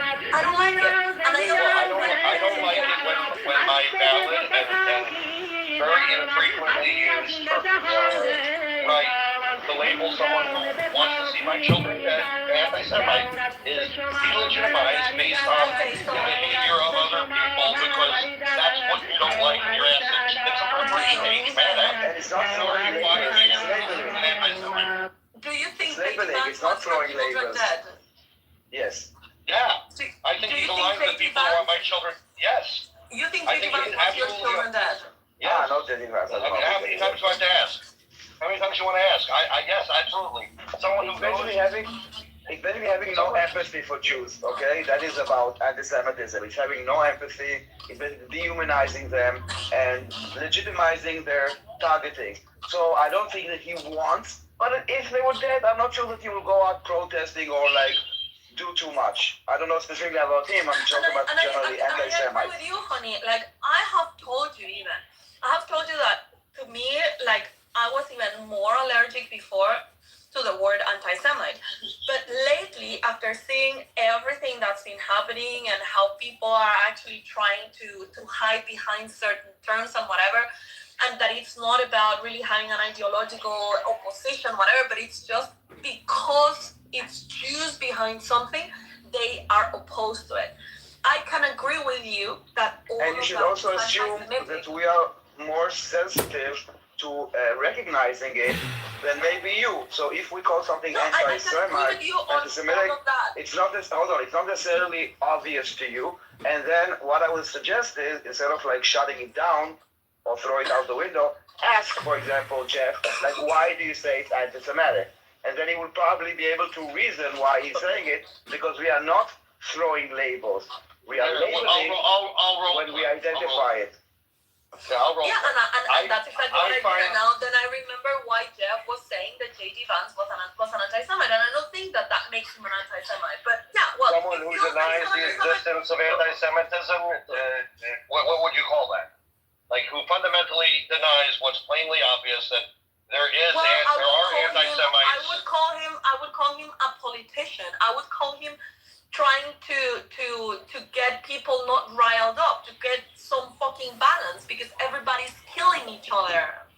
So that's what I would call him. There might be some other reason. Who are the Jews killing? Who are the Jews killing with their claims of anti-Semitism that according to J.D. Vance people killing each other, it's not Jews killing others, but people are exactly. So we're carrying fighting. So we're carrying the freight. The temperature is high. The whole back and forth thing is you can't hear me, I guess. The temperature is high there. Okay, I want to make a point. And sometimes, just one last thing, sometimes these things that of anti-Semitism or whatever, you think you're helping yourself, but what it's creating is more resistance. And you know better. Potentially, it's making it harder for you guys. I mean, you happen to know, like Daniel and I are not running around throwing around the term. I know. But and you respect us unless we actually, because of our convictions and how we see the world, which you respect, use the term anti-Semitism, and then you completely repudiate our agency to use that word. I didn't repudiate it. You literally to say anything. You literally said, essentially, you use that term all the time. Like you're going against your own principles with how you respond. If you can't see it, I'm sorry. You know, no one's perfect, but you are going against your own principles with how you responded to me saying I think J.D. Vance is an anti-Semite. Well, I think I think you're lowering the bar too much by calling J.D. No, you just disagree with me. You just disagree with me. Again, by saying I'm lowering the bar, right? What you're doing is you're invalidating my right to judge for myself as a Jew what a Jew is. I can validate your feelings, but I will still disagree with you, and I will still tell you that you can disagree with me. You can say I don't think he's an anti-Semite because of takara. What you can't do is respond and say your standards for what an anti-Semitism are too low. You can say I disagree. I think you're lowering the bar. I'm not invalidating your feelings. You might feel threatened by him. You might feel that he wants to kill your children, and you have all your right to feel afraid about anyone. But I'm just saying that I believe that is lowering the bar. And when you lower the bar so much, then it becomes nothing. Yeah, and when you say me or Jews lower the bar to call someone an anti-Semite, what you're doing is invalidating every use of the term anti-Semite by every Jew. This is why this is an anti-Semitic minority. This specific situation, I'm telling you why. But you're not. You're speaking of my criteria generally. What? It's my fucking opinion. This is the reason why I say that, in the same way that I'm not going to tell you how to feel about someone that you believe is going to go and knock your door and kill your children. I'm not going to be either policed on what shall I think and what should my opinion be. I don't think J.D. Vance is an anti-Semite. I think I can understand the whole reasoning behind calling him an anti-Semite or what anti-Semitism means. In fact, I have come around to be more accepting of that because I have observed and I have seen what it actually is meaning in these days. But I think that as a politician, he needs to lower the temperature. And I disagree with you. I don't think he's an anti-Semite. I mean, that's fine. I think it's completely valid to disagree the way you're going about disagree. I've got several things I'd like to interject here. Yeah, go ahead, Shirley. Okay. This is a statement. I'm going to make another statement. From Issa's, if I was going to understand what Issa is saying, it would be when you use the term anti-Semite, and I'm not accusing you of this, Jeff, because I haven't seen you do it. But when I initially got on this app, anyone who wanted to shut me down called me a white supremacist. So if you that's common. Okay, so if she's saying that's what's happening with the anti-Semitism statement, I get what she's saying. You want to stop? I get what she's saying too. Okay, but now I want to shift. I do believe that there's an extreme right in the Republican Party. And I haven't observed it myself, but they seem to like, these really extreme right people seem to like J.D. Vance. So that is kind of scary. And he might talk in a way because he wants to continue to get their support. Now, I'm going to give Issa the benefit of the doubt. Maybe this is what J.D. Vance is doing. Then I'm going to say another thing that's just completely off base, and nobody can judge me too badly about it, because it'll make me sound ugly. Indians are very racist people. It's in their religion. They categorize people, and I've had a lot of Indian friends, and they're racist people. And he's married to this woman, and so you're sitting there. So you have to sit back and go, You have to kind of question that. And I'm not saying that I don't like her. I like my friends that are Indian, but they're fucking anti-Semites and racist. And the only reason any of my Indian friends thought I was acceptable was because I was married to a dentist. That made me acceptable. I wasn't one of those just redneck white people. Okay, so I've had that experience. Okay, but now, Jeff, I want to ask you, because I haven't observed it. I've heard that these people like him, so that makes me question him, and then it makes me question, maybe he's doing what Issa is saying. He's trying to keep their support. I don't want somebody that is truly anti-Semitic as President of the United States. So it's kind of, to me, a problem.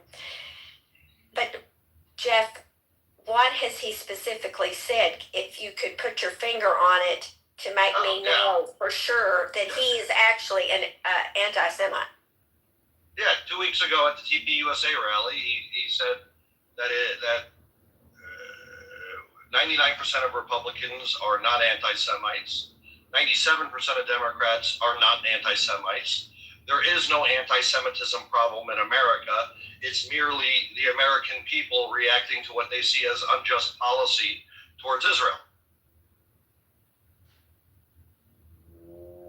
He completely erased the idea that anti-Semitism exists in America and converted it into anti-Israelism, which, frankly, is nothing but anti-Semitism.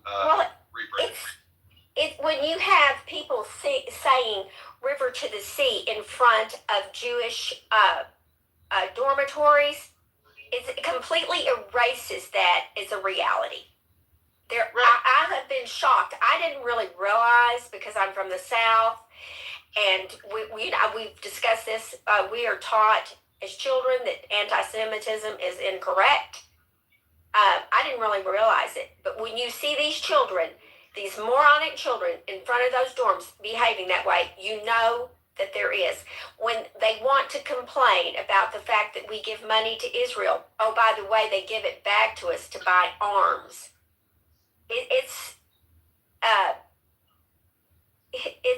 It's ridiculous.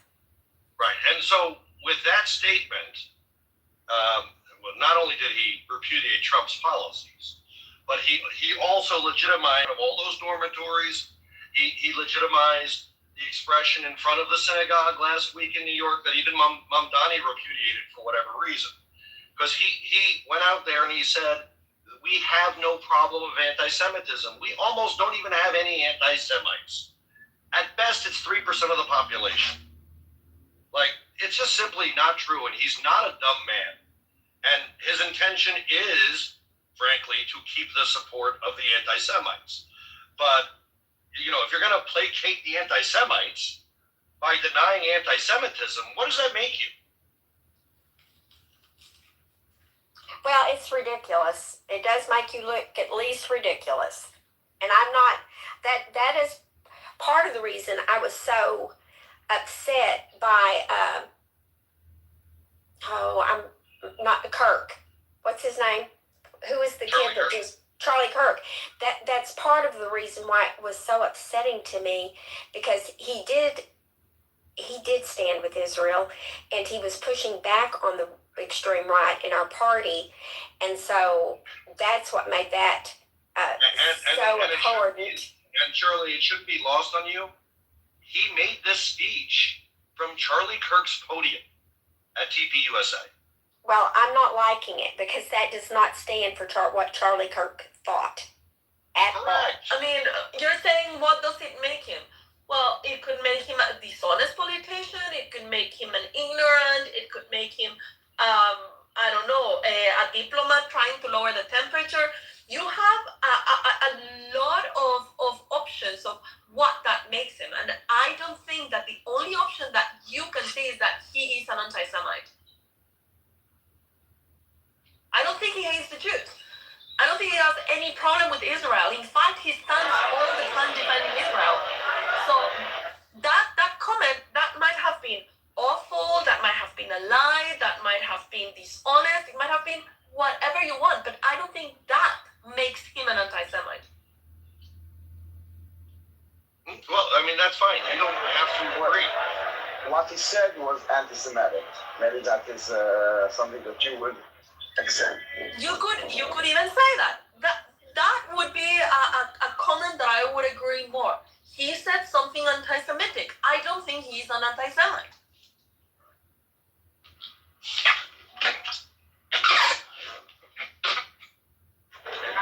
Guys, I rock to a sleigh, so I will catch you later.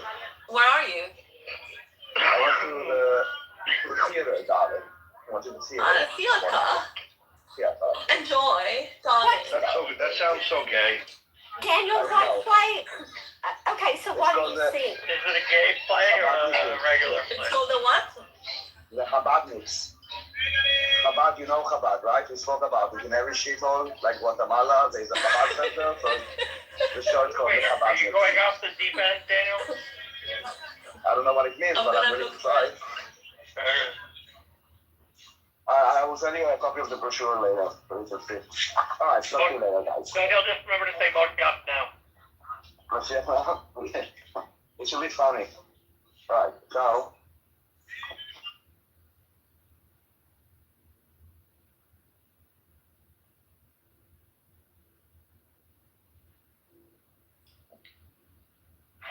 Anyway. Okay, y'all. I have a problem with perfectionism and getting a little bit stressed over the beginning of the year because I want things to be perfect. So I have come up with a strategy. I'm going to try to be perfect 100 days this year, not the whole year. Do you think that'll help? I'm not really sure. What did you say? Well, that would help? About your perfectionism and your... Well, say committing to doing something 100 times this year instead of thinking, I'm going to do it every year, every day. Oh. I think you should set your expectations lower and then overachieve. If you're a little under a third, I think it should be like 20%, and then you'll overachieve and you'll feel better about yourself. I like you have that. a problem of over-promising and under-delivering. Yes. Under estimate and over deliver, and that's the recipe for mental success. This is what I'm aiming at. Under promising and over delivering. I like that. That's good, Jakob. Okay. Worked well for me. Is it a strategy of yours? Yeah, I learned it early. I learned it early on. I used to come home with hundreds in math tests, and my mom would say, math test was too easy. I worked really hard studying, whatever. So then I would knock off a few points and come home with like a 96 or 97, 98, something like that. Wow, you really studied hard for it. That's amazing. So, you just leave a few points off, over deliver, it always looks better. Oh, Jakob, that's amazing. Yeah, but she did that to me. Like, yeah, you know, that's set me up for a whole life of angst. Hey, I think your mother was anti-Semitic. listen, y'all, because I am not as brilliant as you, but my father, if you made an A, why wasn't an A plus? It kind of in the same. Exactly. My mom would have been like, why wasn't higher? I said, Mama, there's nothing bigger than 100. I think your brain is anti-Semitic, Jeff. Your emotions I think your emotions are anti-Semitic. Probably not. Yeah, you know why? Because they make me hate you. Oh, I mean, you only hate me when I point out anti-Semites. Otherwise, you kind of a big fan. The sexual tension goes off. You guys will go back to liking each other. Are you saying there's more sexual tension when she's saying she hates me, or when she isn't? No, she hates you. Like, it's not sexual tension. It gets pretty thick? Yeah. Okay. Maybe she wants to be colonized, Jaco. Yeah, exactly that. She wants to be occupied. No, hey now. I mean, I figured that, you know, I'd have to do dinner or something first. The colonization process is very important before you occupy. Yeah, I want Jeff to call me anti-Semitic harder. Call me anti-Semite harder, Jeff. That won't work. I don't actually think you are. Yeah, because I'm not. Yeah. I mean, I might say things that people don't agree with, but that doesn't mean I hate Jews, you know?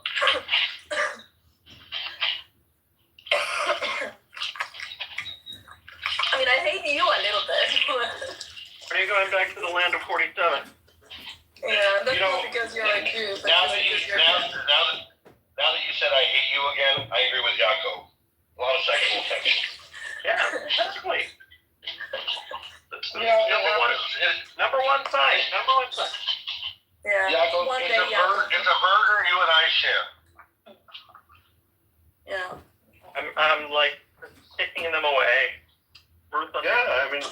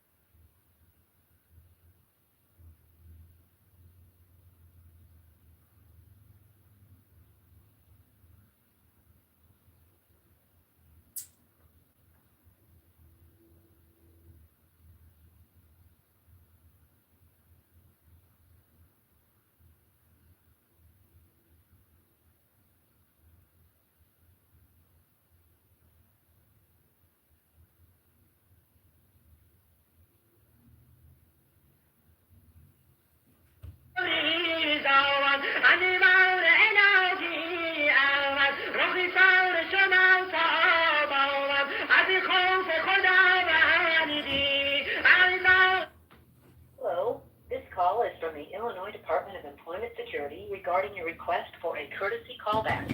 We respectfully request that you save this number, 800-244-5631, into your contacts so that you will recognize and answer our call next time we attempt to reach you. IDES thanks you for your continued patience and understanding. We look forward to speaking with you.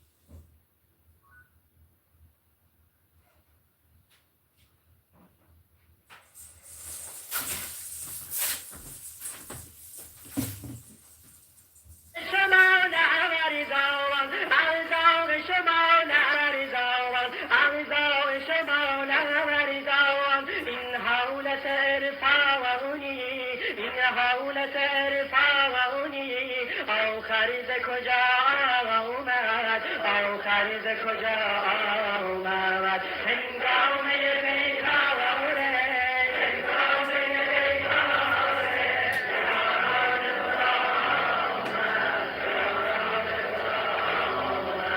امداد خداوندی امداد خداوندی بر لشکر ما آمد بر لشکر ما آمد هنگامه بیگانه هنگامه بیگانه یادان آمد الگوی شمای آرام عباس علم دارد ایثار و فداکاری سرلوحه پیکارد هم مهدی زهرا برد ایجه به سپس دارد خوشی موسم دیداره فرمانده ما آمد فرمانده ما آمد فرمانده ما It's like flies to shit sometimes, Jacob. It's a lot of responsibility. Who are you calling? Who is the fly and who is the shit? You're the fly out. I'm the shit. Yeah, exactly. We're the spit, you're the fly. That's anti-Semitic as well. Oh. I mean, maybe. It's like moth and flame. Who do you think is the moth and who do you think is the flame? Yeah. Anyway. Issa, take some medicine. You sound terrible all of a sudden. I know, yeah. I already took a tablet right now. I think that my fever is back, but I'm not going to feel like shit anymore. Like, my mindset is good. Like, I am strong. I am healthy. I'm recovered. I am woman. I am woman. I was just Googling this. I was just Googling this thing that Daniel is going to watch, and I think it has like a vibe like the Book of Mormon.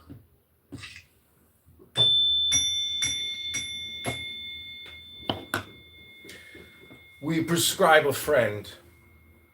We are wisdom and healing, roasted meat in the star canopus. We are ground and spilled wine soaking in. When illness comes, we cure it. For sadness, we prescribe a friend. For death, a friend. Run to meet us on the road. We stay modest and we bless. We look like this. But this is a tree. And we are morning wind in the leaves that makes the branches move.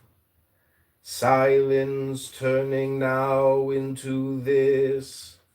Now that.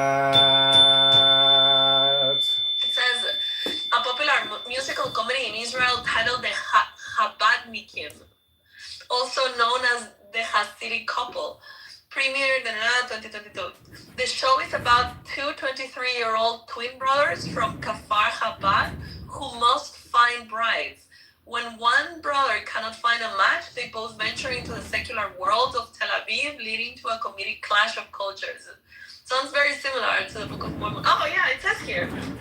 It says, musical comedy often compared to a Jewish Book of Mormon. Wait, due to its light-hearted satire of religious life. What? Is this a play or a movie? No, a play, a musical. Oh, no. A gay musical or just the musical? Musical. It says tackle serious social issues including homosexuality within Hasidic communities, immigrant workers, and the shidduch, the matchmaking system. Sure. All with a humorous and light touch. Oh, they should bring this thing also to the West.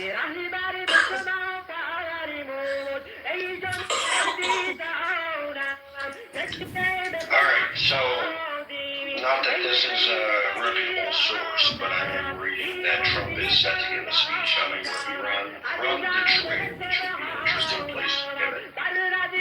is he doing in Detroit? Mr. President.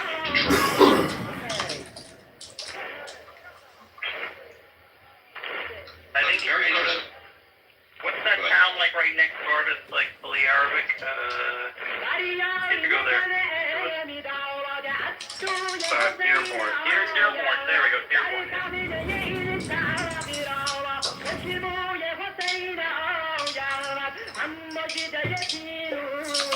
At what time does it say? What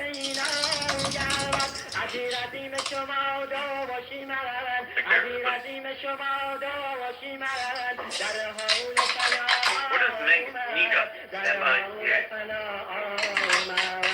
Make Iran gay again. Okay. I'm further against Iran as much as Ahmadinejad wants to have a good day, guys. You leaving? Oh, you left.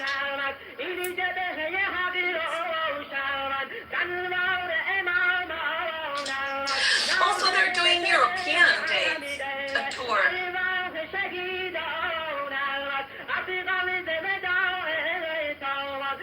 I would love to watch this one, but I'm sure it's in Hebrew.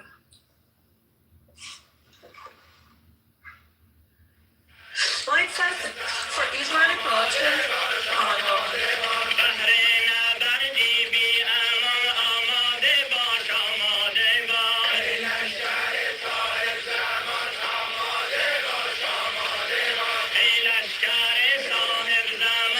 Jeff, at what time is he going to speak?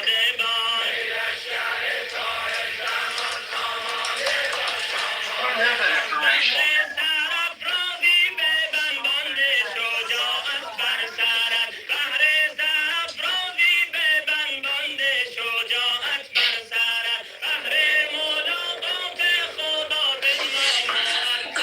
But if what I'm reading is correct, it seems as though all the decisions are being decided today. There's also been some leaks that indicate that, if this is accurate, the source is not typically accurate. But that part of the issue is Russia was able to deliver those S-400 units, which F-35 is a little bit less safe to operate in the air from Russia. There's also a claim that Iran nuclear capability is 60 days off.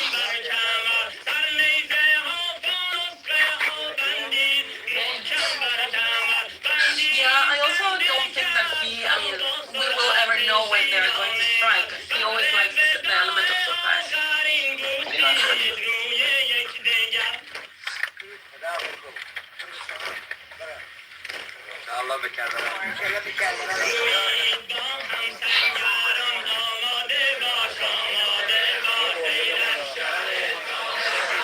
Interesting, the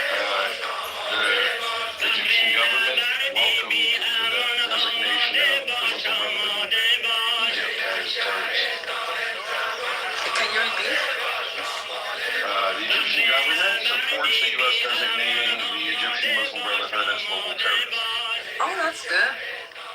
But it's what I was telling you before, that I think that Trump is aligning everyone behind his puzzle, and yeah, they already committed to all of this shit. Qatar has also been silent, about Iran and everything. Somebody was asked, I think it was Meyer asking the other day in another room, like whether Qatar, that it's surprising how Qatar has been silent, and I'm like, I don't think it's surprising at all. Like, Qatar is right now playing quote-unquote Switzerland. Just stay quiet because they must have agreed some things with Trump before they signed the guarantees agreement. Well, Qatar is thrilled that the U.S. potentially will get involved with it.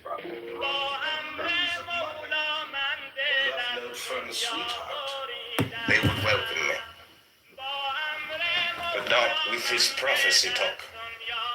It's like a blood-soaked bandage on a donkey's back. The one who removes it is being helpful.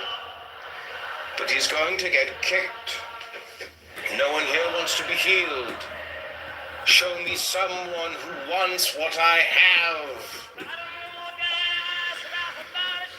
But let's suppose for a moment that my inspiration is not divine. Still, you would agree my speaking is not inferior to the workings of a bee.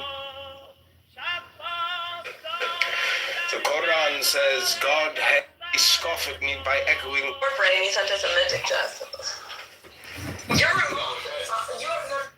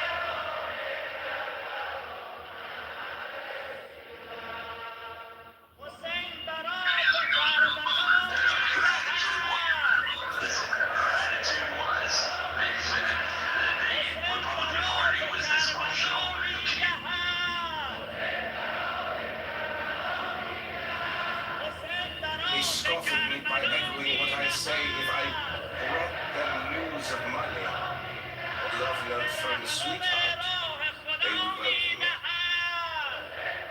But not with this prophecy talk.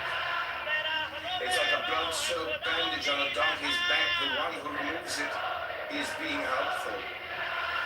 But he's going to get kicked. No one here wants to be healed.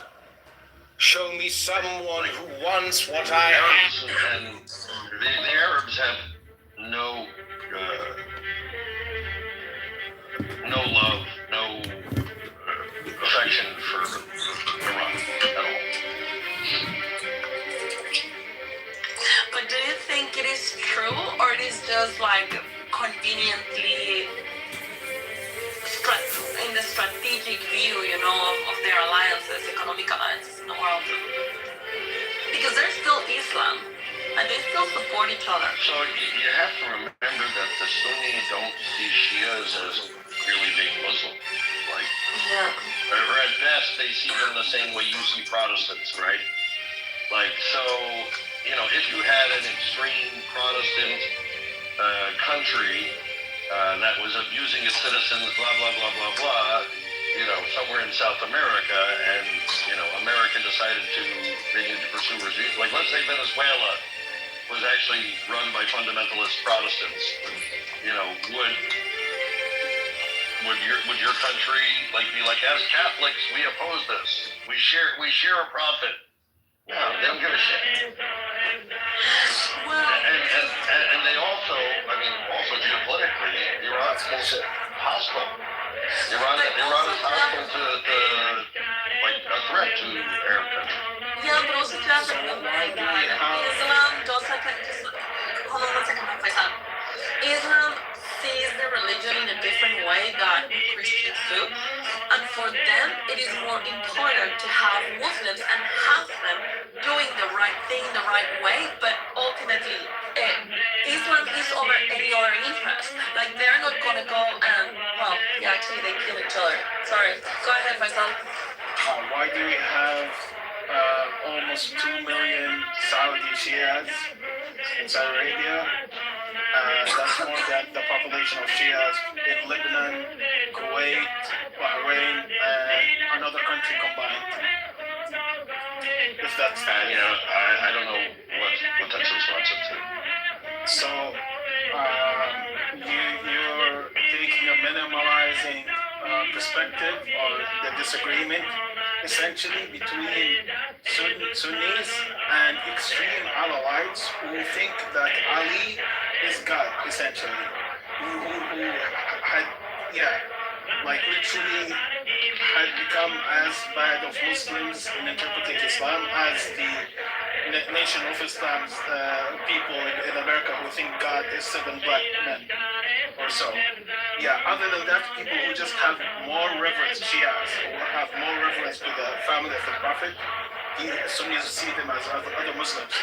But they differ in some mythological perspective on Islam. So maybe it would help to understand what I was responding to. So the question was, or the statement was, it's surprising Qatar isn't, advocating more for Iran because they share Islam. And my point was, yes, they share Islam, but they don't share the same Islam, and therefore they're not likely to advocate to support Iran because they don't care that much about Shia or a Shia country that they see as being kind of an apostate version of Islam. So that's what I was responding to. Does that make more sense to you now, Faisal? It discounts when our foreign affairs minister will speak out every time an American attack happens on Iran, like Saudi Arabia does the same. They speak out against it, like they don't dislike Iran, and therefore the geographical area around them just to be messed up by those. Okay, I'm not really sure what that's responding to, but sure, they write a note after the fact. That's true.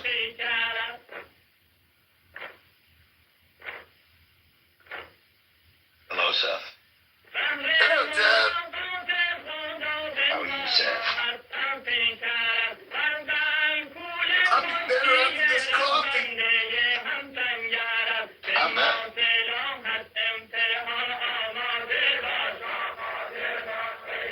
Man, fuck Iran, bro. Fuck Iran.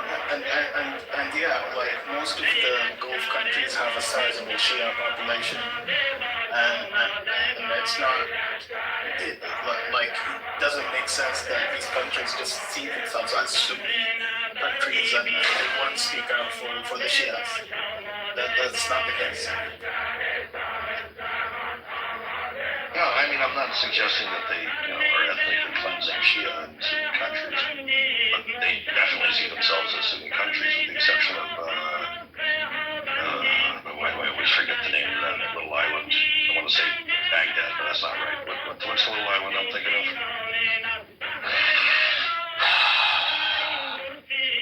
So perhaps Saudi Arabia was at a certain point, to a huge extent, but not fully. They still, like for example, allowed.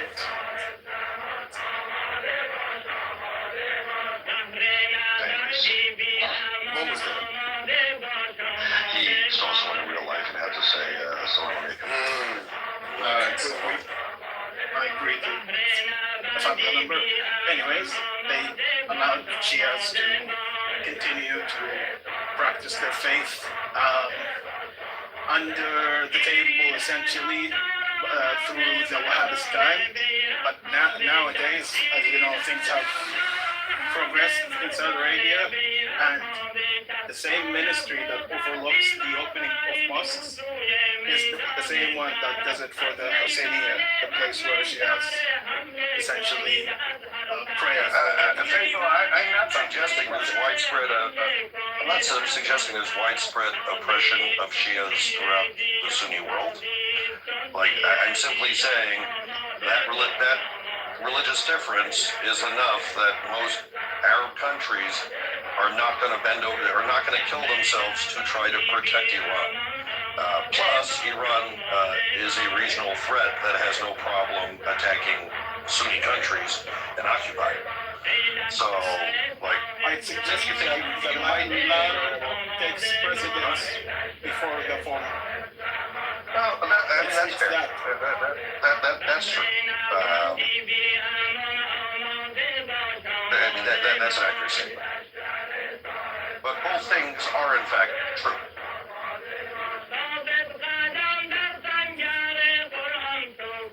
I mean, the only place you really see hostility between Sunni and Shia inside of a country to any magnitude, I mean, I guess in Iraq you still have it, and also Lebanon. But besides that, well, I guess also Syria.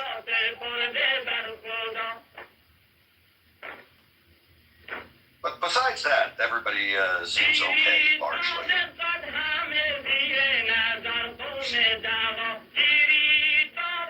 What is that? Why? I don't know why I can never remember the name of this fucking little country. I keep saying that the majority of Muslim people are no different than the average Christians.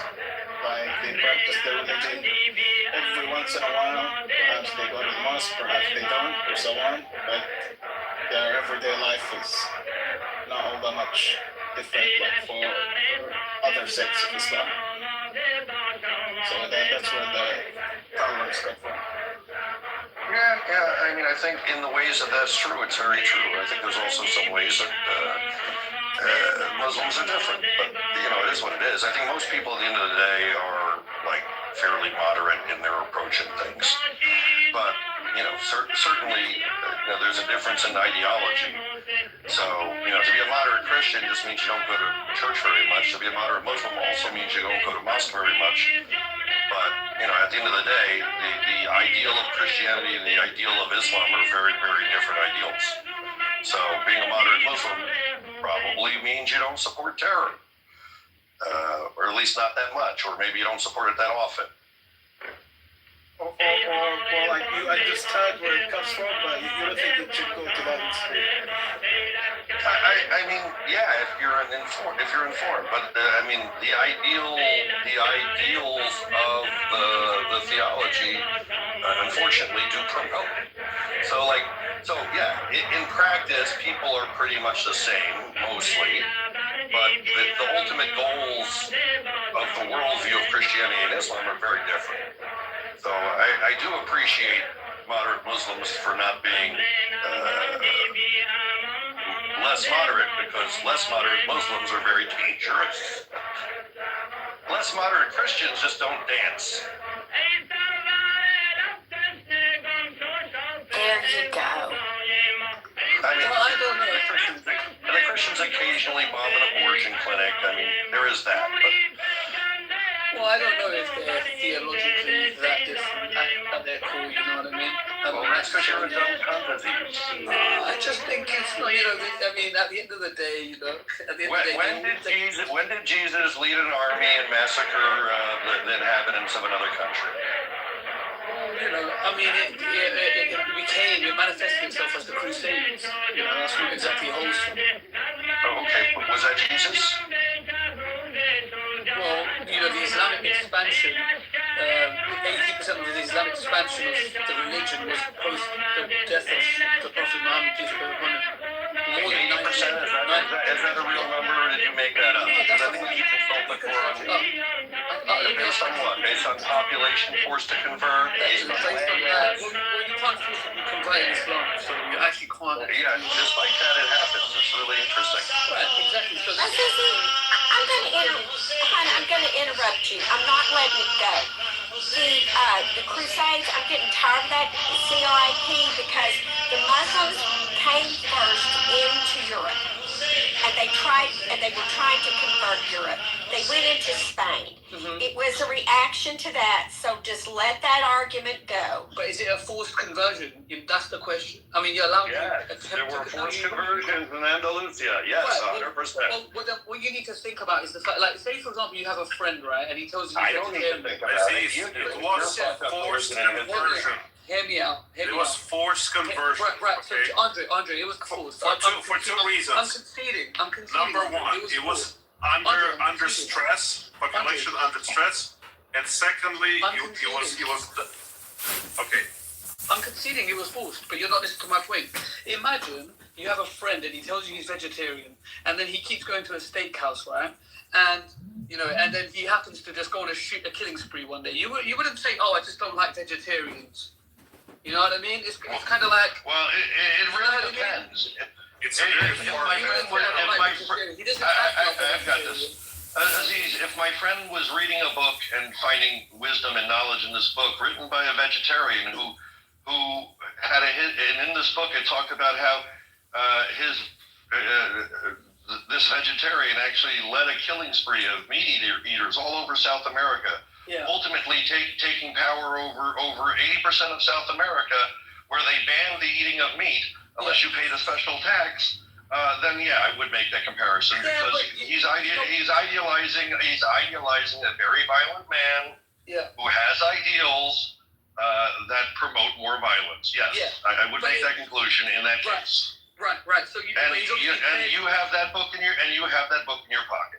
Right, and he's obviously clearly misunderstood where it says you cannot forcibly convert. There is no compulsion. You cannot murder innocents. You cannot. If you're not following the rules, then I think you need to. It's like we can't be mad at. We're not mad at the Beatles for being inspired by Helter Skelter when Charles Manson went on a killing spree. Right, we're not mad at the Beatles. We're not mad at. No, we're not mad. We're not mad at the Beatles. But for the death of Sharon Tate. Again. Yeah, I mean, you're not. I mean, the great sign that I've made a good point is when you try to change the subject or try to push the goalpost. No, like the fact of the matter is, your example with the vegan is really good. If he was a follower of a violent vegan expansionist like Muhammad was. Right, but the only reason I'm making that point is because you're making a distinction between the religions, and I'm simply saying I'm making a distinction between the prophets. I don't have any problem with Islam as being a valid framework of a religion. I think the example of a violent warlord who led expansionist raids to be compared to Jesus, if I was Christian, I'd be quite offensive. I'd be quite offended because Jesus, was problematic in some ways for the authorities and certainly for the Jews of the time. He is an excellent example of that. I think Christians should be proud to try to emulate. I agree. Whereas Muslims, many of which are fine people, in spite of the fact that they're taught to emulate their perfect prophet, who committed mass atrocities on three continents. Jesus was a pacifist, and the Prophet peace be upon him, Prophet Muhammad peace be upon him. He was a leader in a time of war. It's a little different. You know what I mean? It's a very different. He initiated all those wars. Here's what you read the Quran. This is what kills me about Muslims. You're kuffar. You're going to mischaracterize the Quran just to protect the image that you think the Westerners need to hear about Islam. Be proud. He was a very I'm very proud of the battles that he won. I'm very proud. I'm very proud. Going back to Kia, be true. I'm very proud. Let me just say tequila is only, you can only do tequila if you're a fear of your life and somebody asks you what religion. That's the only instance you can use tequila. That has to be at knife point. It's true. Muslims misunderstand forced conversions too. We don't have that. Tequila is just tequila. What's going on?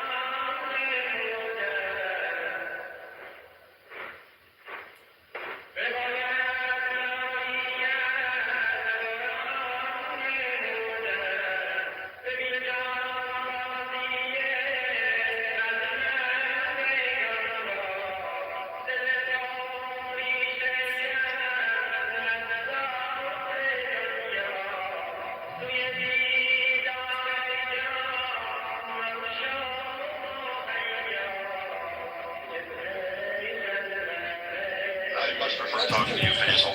He's an idiot. But you know what's a really interesting thing, Jeff, is that this is actually a very good point. So Aziz is very proud of all the brutalities and conquests and most of the Christians actually shy away from the Crusades. They don't think that's the best representation of their religion. They don't want to be associated with any atrocities that were committed during the period where, in the name of their God. And this is a completely different paradigm. That makes tons of sense. Alright. So if you know the years that the prophet was born in, you call it in Arabic, you know what it's called, Jeff? What year he was born? It's termed, regardless of what is the number of it, like it's termed. I forget the term. I know talking about trust. When he was born, it's called Am and Fil. That translates to the year of the elephant. And why was it called that? Because it was told that by that year, compared to the same year before the prophet was born, a general, an Abyssinian general, came into Mecca, like into the region with an army led by on an elephant. And he was trying to take over. So to say that the prophet or the people of the prophet initiate wars, they didn't feel threatened by multiple expanding kingdoms. Well, you have the Romans, you have the Persians, and even the Abyssinians, even the Africans, it's a bit silly. Like, to take the context of that, in any day you would have, that you would have been annexed essentially and been eaten by other growing powers. So I think it's really only a happenstance of history that Jesus died a bit too early, for him to grow the numbers of his followers and for him to be a leader and then act on for the defense of his followers and people. Like, I think it's only a matter of happenstance, but you can't just say, that perfect child didn't kill anyone. He died when he was 3 years old. Like, obviously, if things didn't play out on an equal footing for you to compare two people, then you can't just say, that the person A didn't do this and that, when he didn't live long enough to prove that he actually would never be able to be these expansionist motives. Bearing in mind, it was part of a tribe called the Quraysh, who were a noble tribe, right? They were considered wealthy in the region, and he rejected his nobility for the common man. He said, we are the same. That's why we walk around the Kaaba. When we walk around the Kaaba, that was the destruction of the idols. There was actually idols within the Kaaba, the black box that we walk around. This is a representation of the end of polytheism and the idols of oneness of God. So this is like a mischaracterization and a great criticizing about the time and happenstance. There was a lot of he's way smarter than you. He is way smarter than you. Your argument that if Jesus lived longer, he might have been made in other places is like kind of a silly argument.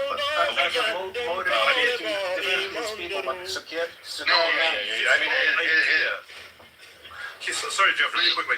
The whole idea was to be a pacifist for Jesus. The very reason why he was mostly rejected, whether rightfully or not rightfully, that's a completely different discussion, by the Jewish community, is that he did not represent the type of Messiah that they expected. They expected a warrior. He was different. And so that argument just falls flat on its face. Yeah, and also, Braha al-Shram. Does it? Hold on. Like wasn't Jesus quoted, like in the Bible?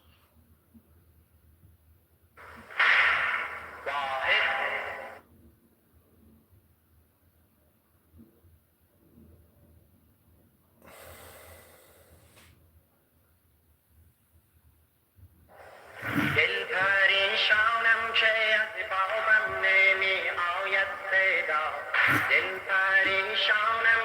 از خوابم نمی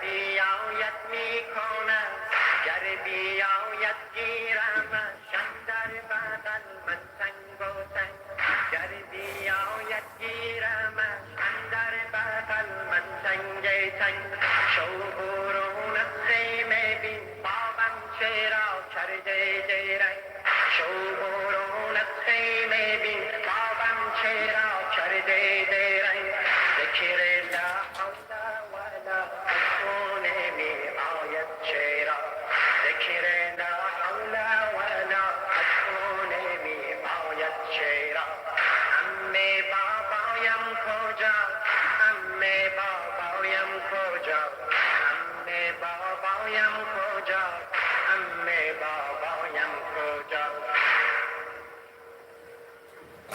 در نموده تشنگی قلب مرا عمه کباب من نمیخواهم در این دشت بلا یک قطره آب جای آب و جای نان عمه به من فرما جواب جای آب و جای نان عمه به من فرما جواب ده به من یک پاسخی عمه تو از بحر خدا ده به من یک پاسخی عمه تو از بحر خدا عمه بابایم کجا عمه بابایم کجا عمه بابایم کجا عمه بابایم کجا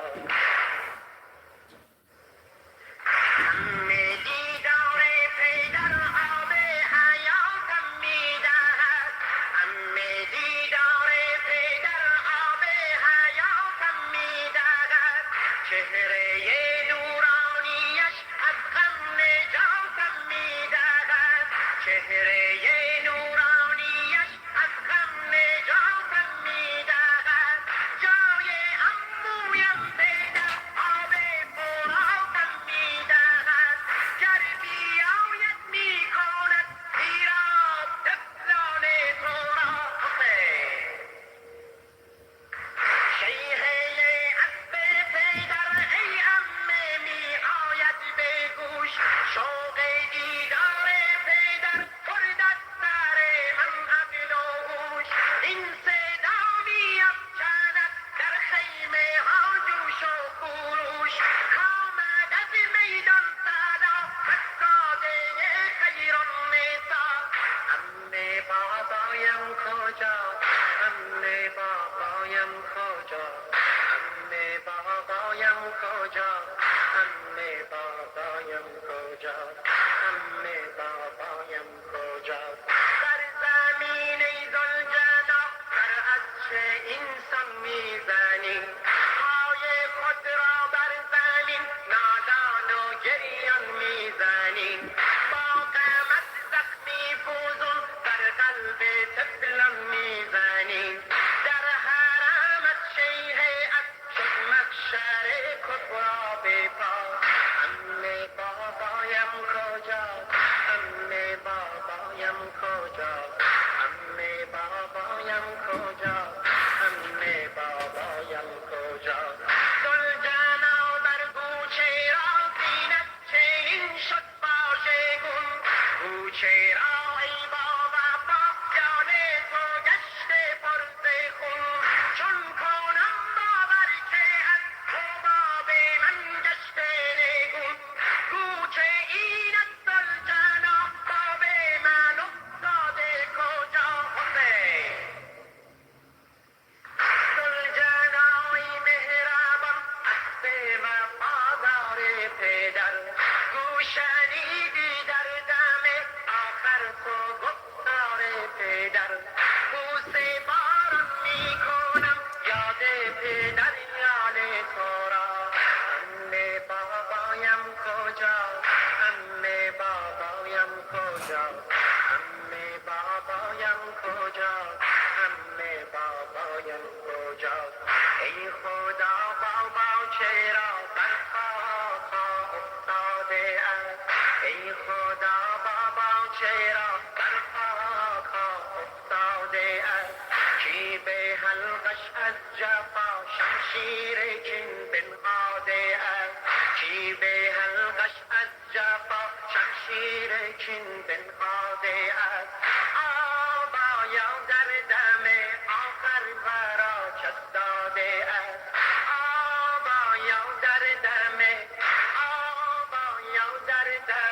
آخر ورا کس داده است یا که شد کشته لب افشان به جور اشقیا یا که شد کشته لب افشان به جور اشقیا امه بابایم کجاست امه بابایم کجاست امه بابایم کجاست امه بابایم کجاست بنبری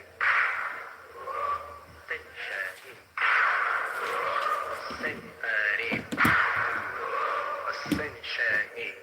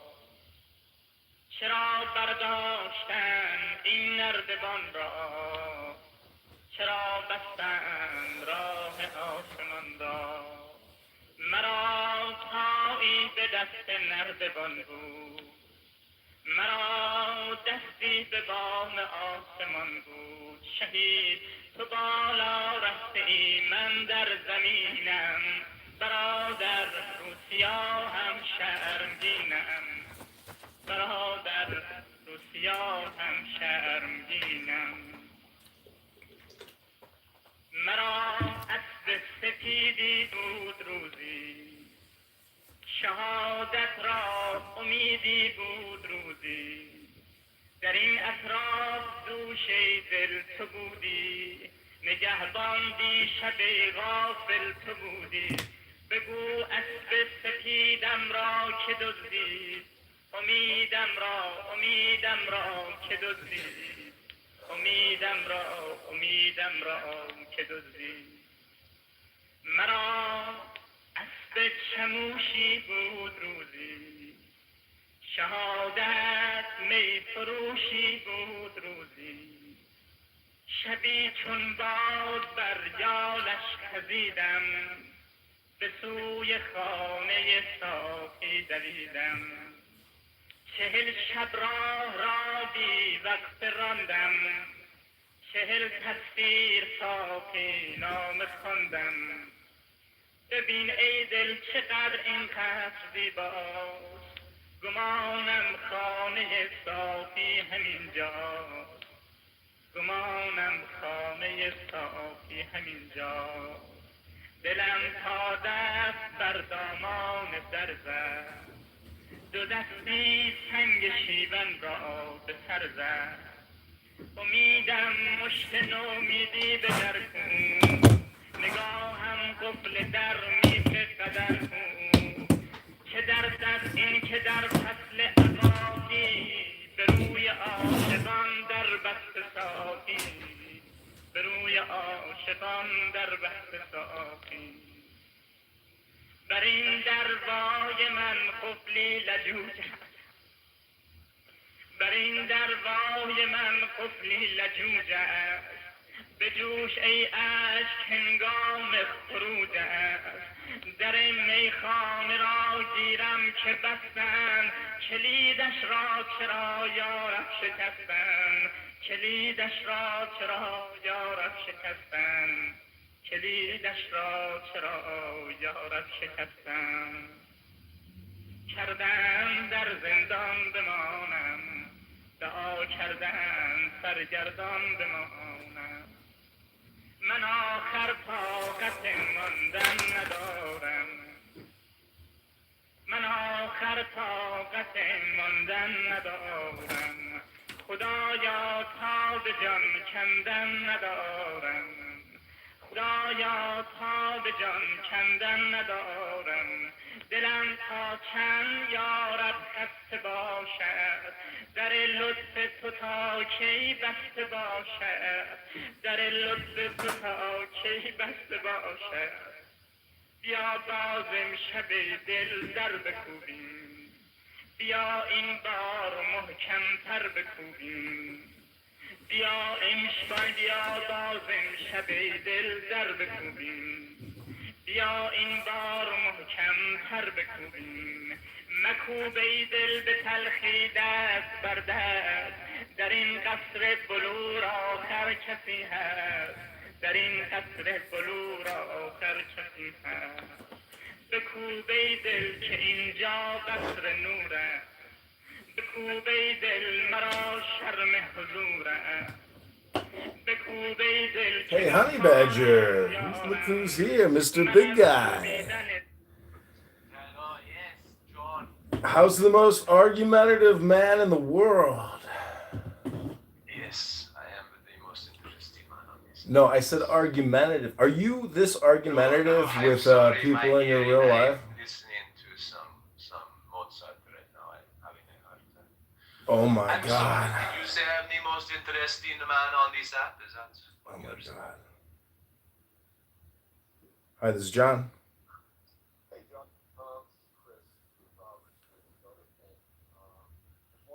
Chris. Chris, I gotta hop off the call. You said voter ping? Yes, sir. Okay, I gotta hop off the call. If you could call me back in like a couple hours, I'm expecting an urgent call. I apologize. Okay, take care. Bye bye.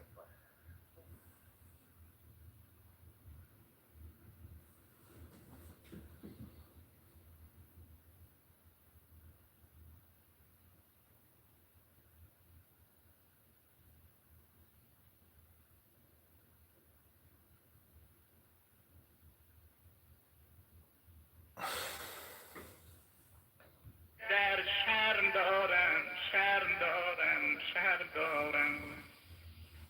بکوب ای دل که جای شک و زن، مرا هر چند روی در زدن نیست کریمان گرچه ستار العیوبند گدایانی که محبوبند خوبند گدایانی که محبوبند خوبند بکوبی دل مشو نومید از این در بکوبی دل هزاران بار دیگر دلا پیشای تا داغت بگویم به گوشت قصه ای شیرین بگویم برون آیی اگر از حفره ناز به رویت میگشایم سفره راز به رویت میگشایم سفره راز نمیدانم بگویم یا نگویم دلا بگذار تا حالا نگویم ببخش ای خوب امشب ناتوانم خطا در رفت از دست زبانم لطیفا رحمت آور من ضعیفم قوی تر از من است امشب حریفم شبی تر که محبت گفته بودم میان دره شب خفته بودم نیم از ناله شیرین تهی بود سرم بر خاک طاقت سر نمی سود زبانم حرف با حرفی نمی زد سکوتم ظرف بر ظرفی نمی زد نگاهم خال در جایی نمی کوب به چشمم اشک غم تایی نمی کوب دلم در سینه قفلی بود محکم کلیدش بود در دریاچه غم کلیدش بود در دریاچه غم امیدم گرد امیدی نمیگشت شبم دنبال خورشیدی نمیگشت حبیبم قاصدی از پی فرستاد پیامی با بلوری می فرستاد که میدانم تو را شرم حضور است مشو نومید اینجا قصر نور است مشو نومید اینجا قصر نور است الا ای عاشق اندوهگینم نمیخواهم تو را غمگین ببینم نمیخواهم تو را غمگین ببینم اگر آه تو از جنس نیاز است در باغ شهادت باز است در باغ شهادت باز است در باغ شهادت باز است نمیدانم که در سر این چه سوداست همین اندازه میدانم که زیباست خداوندا چه درد است این چه درد است که فولاد دلم را آب کرده است مرا ای دوست شرم بندگی کش چه لطف است این مرا شرمندگی کش چه لطف است این مرا شرمندگی کش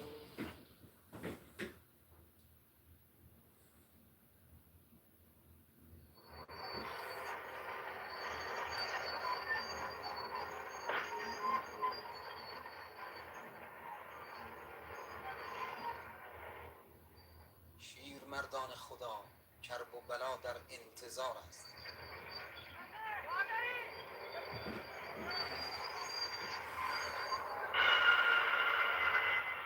قسمت دوم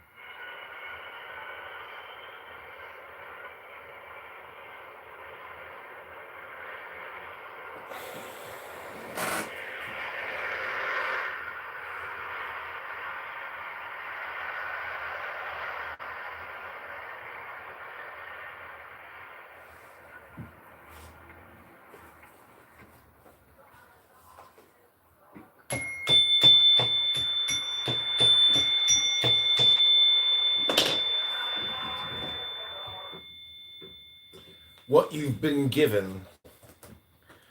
How can we know the divine qualities from within if we know only through metaphors? It's like when virginal young people ask what sex feels like and you answer like candy. So sweet. The suchness of sex comes with being inside the pleasure.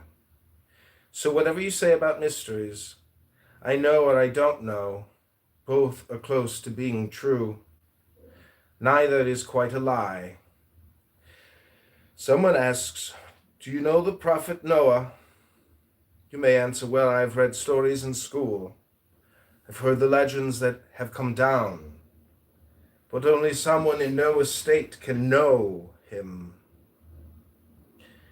Now I hear a theologian reacting, don't get stuck in that ditch. What you have just said is absurd. And the King of Saints, the Qutb, replies, any state other than what you have experienced seems absurd. You have had certain visions. Before them, did not mysticism sound ridiculous? What you've been given has released you from prison 10 times. And won't this empty desert freedom you feel now someday be confining?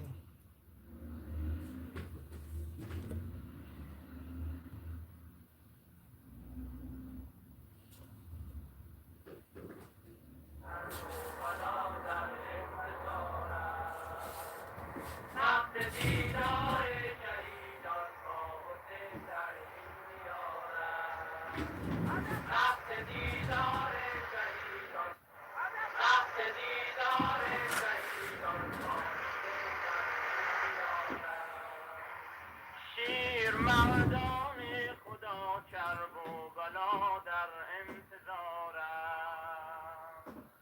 شیر مردان خدا کرب و بلا در انتظارم وقت دیدار شهیدان با حسین در این دیارم وقت دیدار شهیدان با حسین در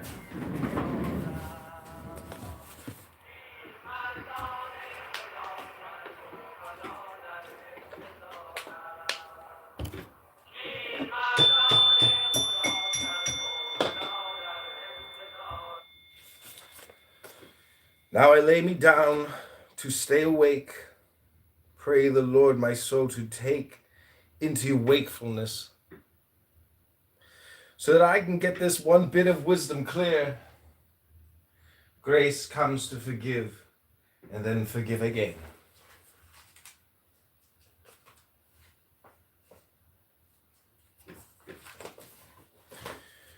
Grace got confused. One maddening drop, then another.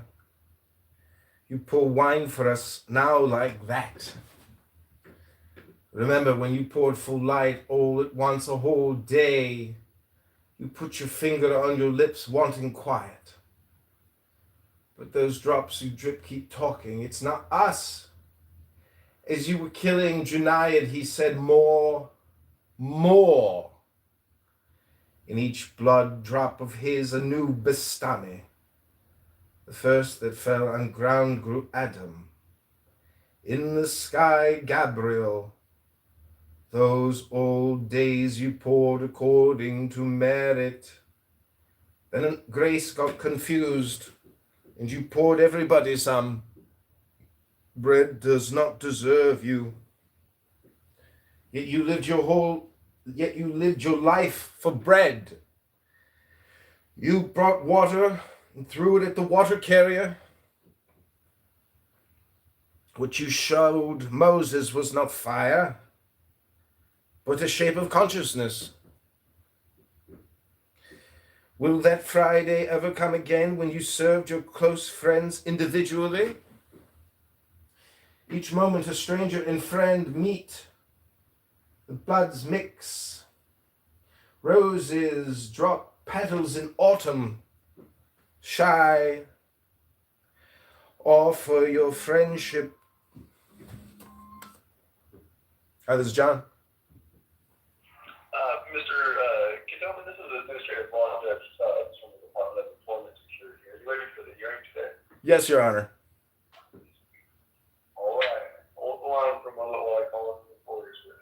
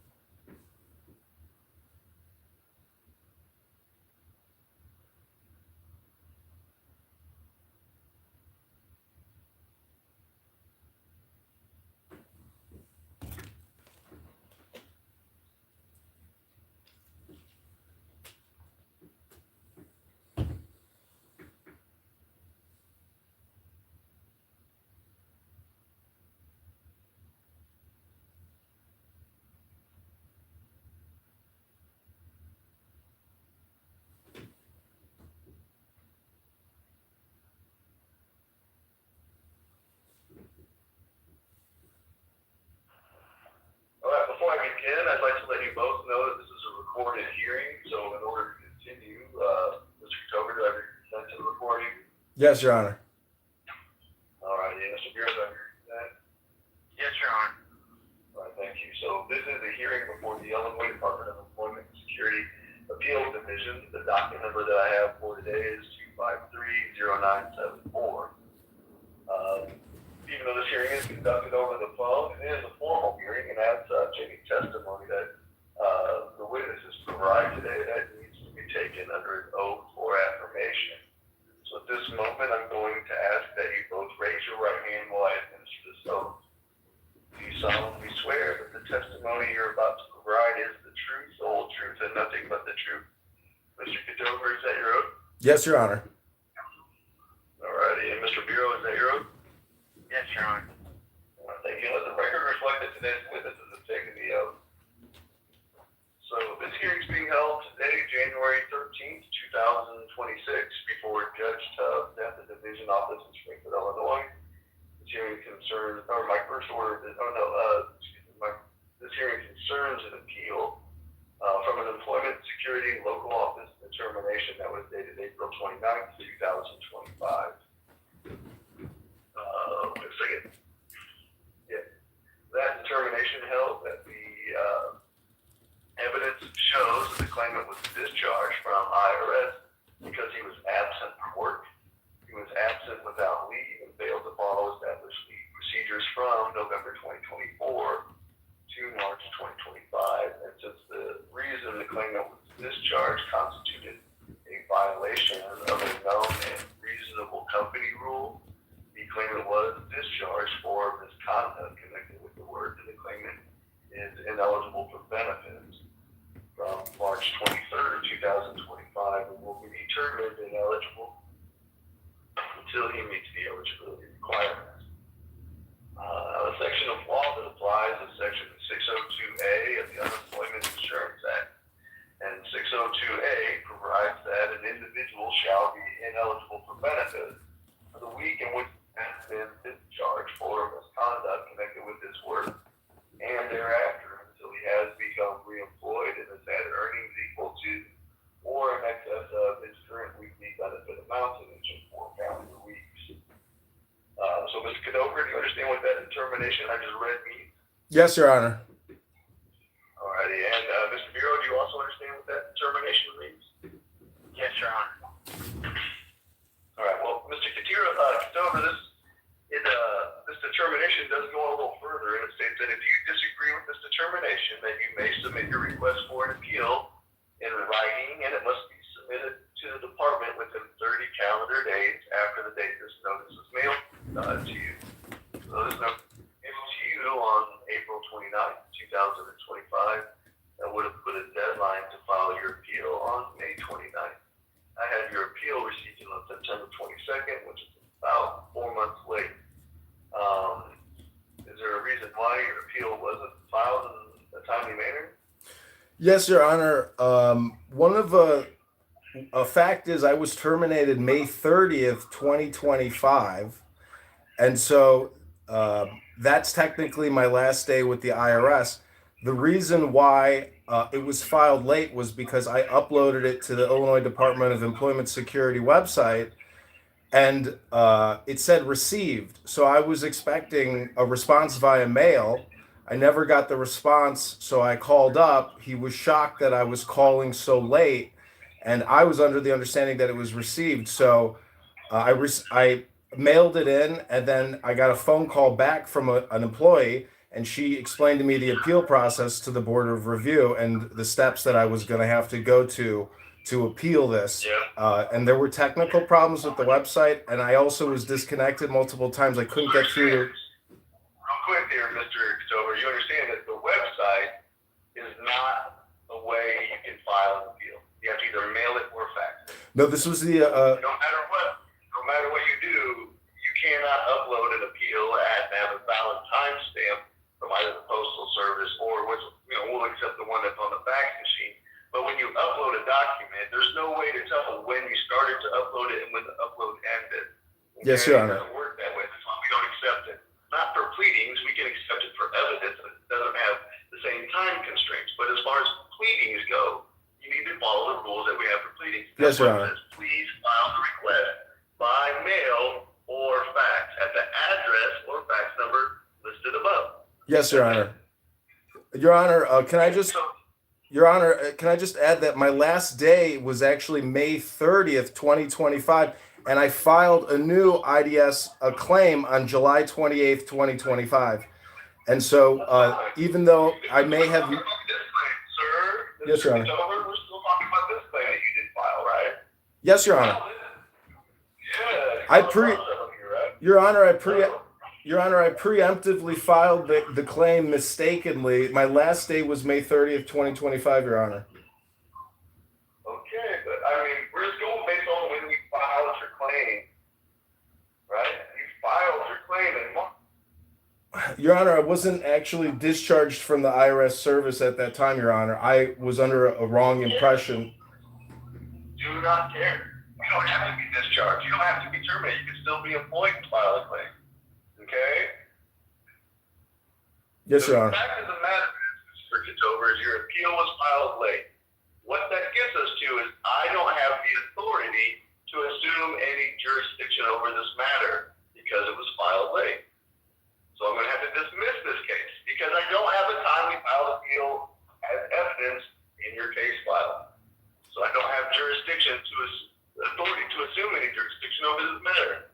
So I'm going to dismiss this case and write a decision that says exactly that. This case was dismissed for a lack of jurisdiction because the appeal was filed late. Do you have any evidence to show that you did file your appeal following the rules in a timely manner or made an attempt to file the appeal following the rules in a timely manner? You can submit that evidence along with an appeal of my decision to the Board of Review. If you know how to do that, you have 30 days from the date that's going to be on my decision. So do you understand those appeal rights? Yes, Your Honor. All righty. And Mr. Bureau, do you understand those appeal rights? Yes, Your Honor. Okay. Oh, God, thank you for your time and your cooperation today. I appreciate everybody stay safe and enjoy the rest of your day. Your Honor, Your Honor, can I ask you a question? Sure. This was supposed to be the final adjudication under my understanding that I had already gone through an administrative hearing, and this was the appeal to the this was supposed to be the Board of Review appeal with Katie Newsham. She does not work for the Board of Review. Katie Newsham is an administrative law judge just like I am. She was unavailable for the hearing today. Instead of rescheduling your hearing, I decided I'd go ahead and take it up for today, okay? Yes, Your Honor. Oh, I understand, Your Honor. If you read the Board of Review decision, the Board of Review decision says that an inadequate transcript of the prior hearing cannot be prepared for their review. So they send the case back. I know this was last. Oh, I understand. Full new hearing. Okay, I apologize, Your Honor. Thank you for explaining it. Okay, don't worry. I'm not messing up. I know what I'm doing. I appreciate it. Thank Send you. my letter in the mail. You'll be fine. Everybody have a nice day. Thank you, Your Honor.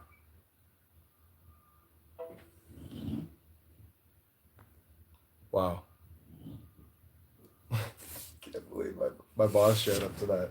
I know what I'm doing, buddy. What the fuck? Another trial? Oh my God. So I have to mail the evidence. I can't email it. Yes, Your Honor.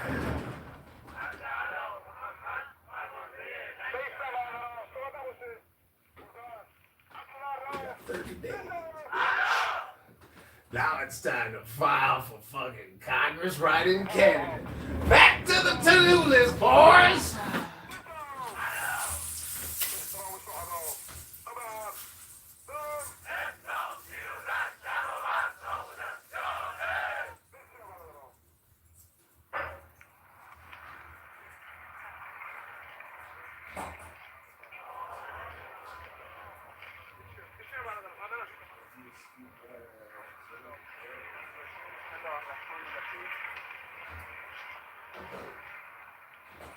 الحمد لله رب العالمين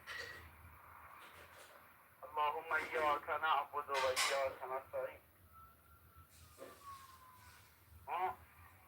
خدمت فشار بردانی که تو رهنمون سریع رسیدیم چند نکته مهم بود به برادران عزیز تذکر دادیم و اولین نکته احساس شرمندگی در مقابل عظمت روح، ایثار، صبر، شکیبایی و تقوای همه بچگان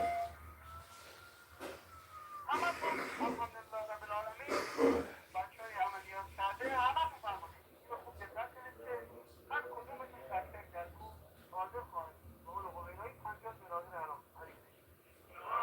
ایمان شما لرزه وطن و فهمده لشکر و فهمده بابا فهمده اتفاق همه چی رو خواهدم صحنه عملیات بچه‌ها دو تا اتفاق خیلی عجیب داشت. یک اتفاق حرکت سردار بود که دچار یک اشتباه بزرگ شد. همزمان با عملیات برادرش در یک اشتباه برکنار یک کودتا و یک حرکت در افسرهای رد بالا و اشتباه که شد خواستن سردار رو ترور کنن. سردار فهمید ترور رو اعدام ترور تحصیل و زندگی من اتفاق برای شد. این حرکت سبب شد که سردار دیگه نتونسته کن بقول برای دادن همزمان با اون حرکتی در لبنان اتفاق خیلی حرکت بزرگی یا میشه که کردم هستی و حیات و مرگ در که سردار اشاره میکنه زمان تعلیل خواستم که ما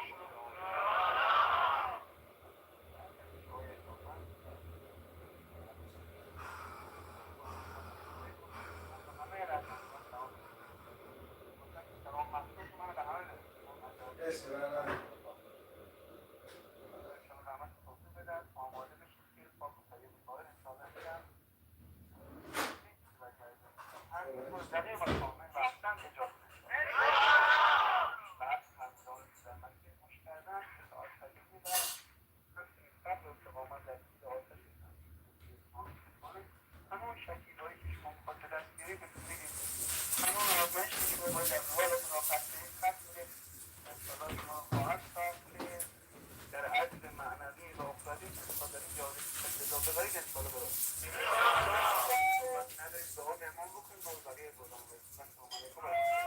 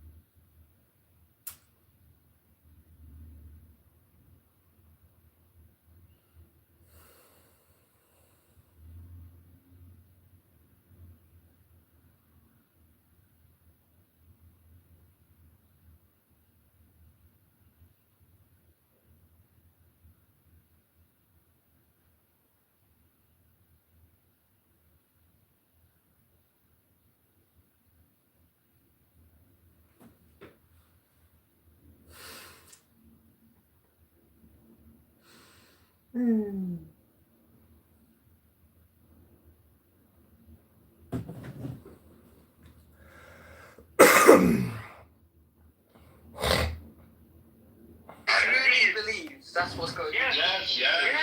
Now you've They're answered. killing their own people. We do not like that. But Don't you loads care of about people are that killing. disease, or are you just numb to this killing No, of your own but people? loads of people are What about killing you? their own people. Like, What about, well, let's talk about Iran for a second, because it's loads of people are killing their but own don't you people. care about Iran killing their own I people? do care. Okay, so then we care and you care, so what's Right. really your question? But what I'm asking is, You just asked already. what I'm You asking asked is, that already. you're not like passively assisting Iran. You're actively assisting Iran. And what I'm asking Yeah. is, You mean the United States? Yes, our country. there's an ROI. There's an ROI on this. There's an There's a ROI. what? Yeah, okay. Yeah, but that doesn't mean that Hold on, Jeff. Why are you fucking concerned? he's not concerned. We want Israel to help us. We're begging Israel and U.S. to help us. Why are you even like? Why are you complaining about this? No, I'm I just don't get it. pattern recognition. Like the voice of an angel. That's a non-answer. Pattern The voice of an angel. You know what I think it is? I think you just hate Jewish people, and you don't care that IRGC is killing its people. Wow. Oh, Sarah, come on. There is no anti-Semitism on Clubhouse. There's no I think anti-Semites on that's Clubhouse. exactly what it is, Jeff. That's why the rat ate all these people's 97% of people on Clubhouse are not anti-Semites. I don't know if my mom is alive or dead, Aziz. I don't know if my sister is alive or dead. Not because they don't have internet. Their cell phone towers are down. Homelands are down. Electricity's been out for 3-4 days. And you motherfuckers, you're not even Persian. Like, why don't you guys just shut the fuck up? We don't even want to hear you guys, like, talking about, oh, is it real? Is it real? Is this real? Like, I'm not talking about Israel right now. For the moment, Well, I don't know why we're talking tell about me Jews. which one of my family members were killed this time. But why are we talking about Jews? Like, I never mentioned the Jews.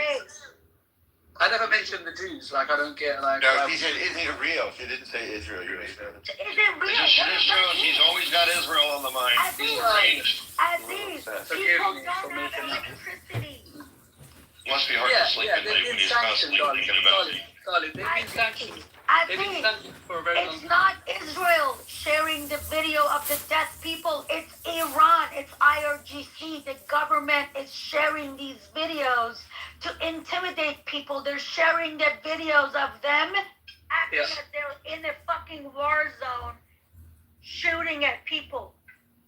Let me go bring you a link. It's in Farsi. You have to go and have an AI translate it for you. But they are on the state TV. People who are in charge. They're saying we're gonna kill every single one of you guys. They are saying it. You think this is a Yeah, that's terrible. What do you... This is their TV. This has nothing to do with internet. It's not AI. They are sharing this stuff on the. Do you think this is your first regime change? What are we doing here? What does that have to do with it? What does that mean? Well, it has everything to do with it. I mean, that's Well, what does it have to do with it? This is the first time we had an Islamic regime. That and is yes, the it was fucked up. It's gonna be changed. Yes. What does It's it never have come to back. do with it? So what did Mossadegh believe in? Do you know Mossadegh? What did he believe in? Who is he? Do you know? Do you know who that man is? Well, that's going back half a century and more. Right. That's not long. That's not a long time in the grand scheme. It's a very long time. So what? Well, you so were what alive is for me. So No, might I not be wasn't that long. alive, Azizi. Might not be in that long. And I have doubts about whether you're alive even right now. Well, you know, I'm just about You're surviving. just about you know? what? Yeah. You know, Yeah. So what is the regime change? Norm, I've got to push back. I think you definitely were alive while he was in power. Yeah, he was. No, I don't think so. He were. I don't think so. It's not about what you think. Hold on a second. Let me see when he was actually deposed. You were alive while he was alive. I assumed he was in power until he. Well, listen, regardless, you know, Okay. Yeah. You missed him by a little bit, I think. That's what I said. More than a little bit. Well, you know. But Aziz, I don't expect him to be able to do math any more than I expect him to be able to think or speak English. Well, like I'm saying, I'm just saying, I just don't see. I don't think Iran's going to prosper. Let's just put it that way at this point. Why not? It's not part of the play. Why isn't Iran going to prosper? Because it's not about the prosperity of Iran. Well, that's not the answer to what it's about. Why won't it prosper? Because it's not about. He was deposed in 53. I don't think Norm's quite that old. Yeah, it's about the destabilization. Doesn't it bother you that you don't really have any thoughts, Aziz? No, I'm telling you, it's about the destabilization, not the stabilization. Well, wait, why won't it prosper? Because it's not supposed to. Says who? I'm going to say something wild. Can we maybe table this idiot and let Sarah tell us about what's going on with her? Let's talk to Sarah. Sarah, it's destable. What's going on? What are you hearing? Jeff, I don't know. I'm not joking with you. No one is talking to anyone. No one knows what's going on. I had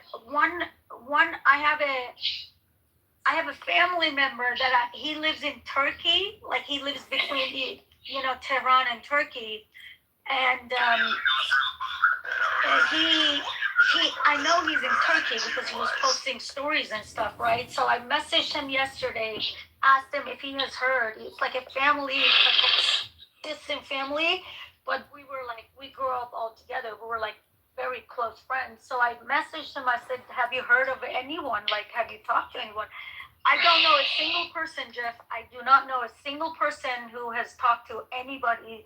And so he told me his daughter was able to call him last night for like a minute or something. And she told him that people are still out. Nothing has happened. And nothing has happened, meaning people haven't taken over the city or anything. And it's really bad. That's the only thing she was able to tell him. And they lost connection. For some. Yeah, I heard from one friend whose family is in Iran, and they were able to get her, I think, last night, briefly. For like an hour, some people had their cell phone, they could call from Iran to outside directly, for just like 30 minutes or an hour. Yeah. So some people are getting, brief calls out occasionally.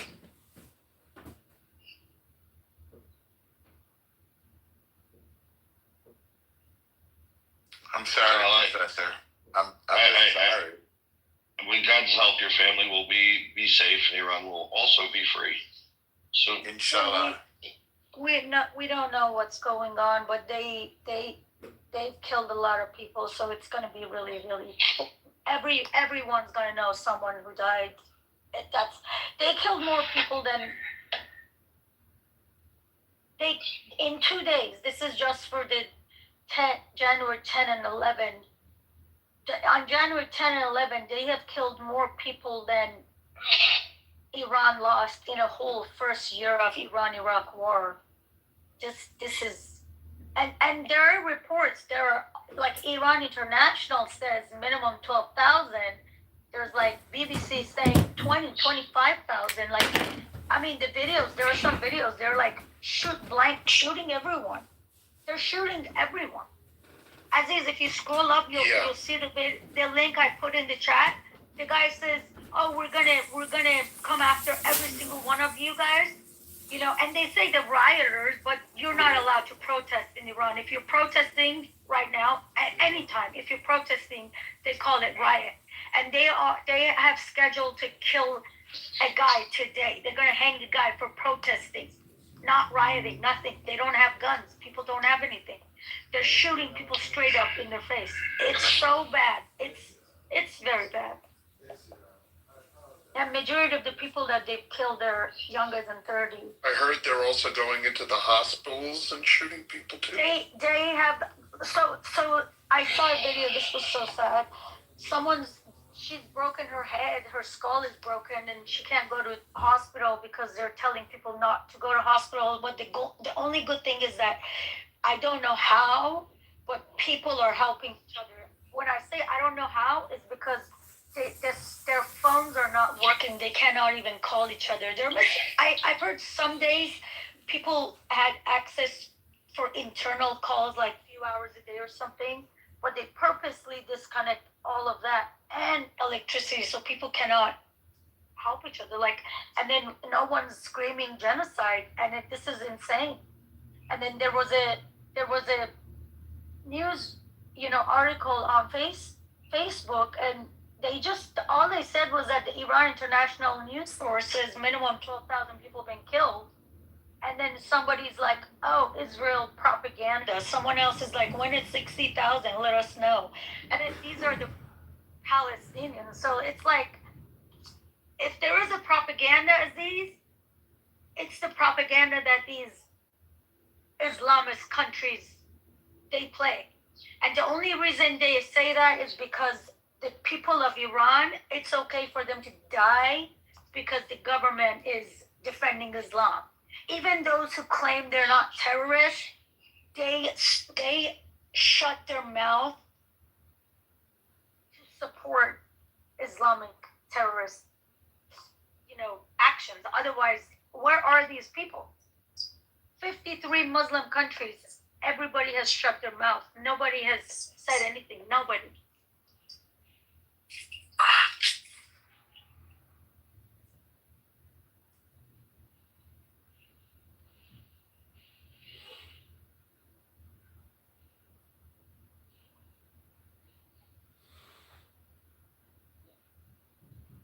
Well, they're Shia, so it's like the Pope doesn't speak for the Protestants, you know what I mean? That kind of stuff.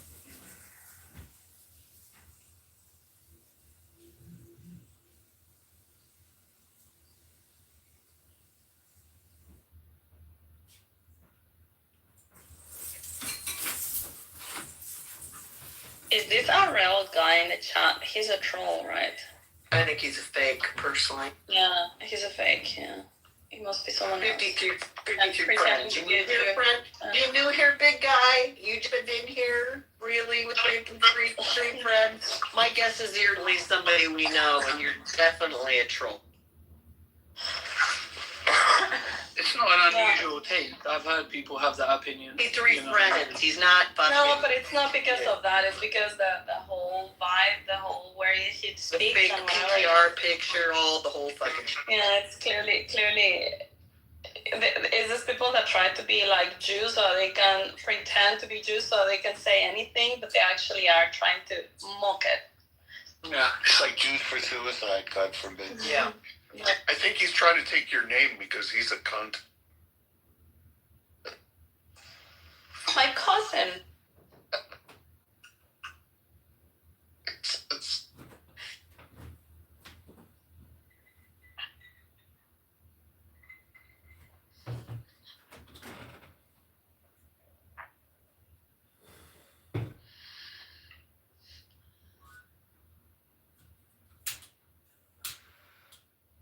I'm getting very impatient about Trump doing something.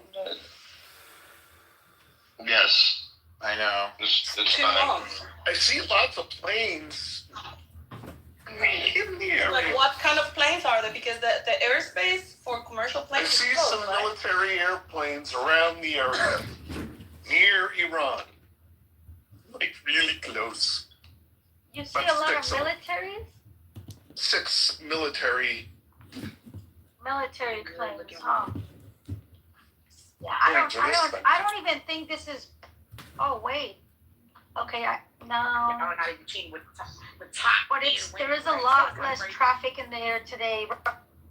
Right now. Oh yeah, but there's still military aircraft. You know what? I don't think any of. No. I don't know about the military. No, there is a flight going from Tehran right now.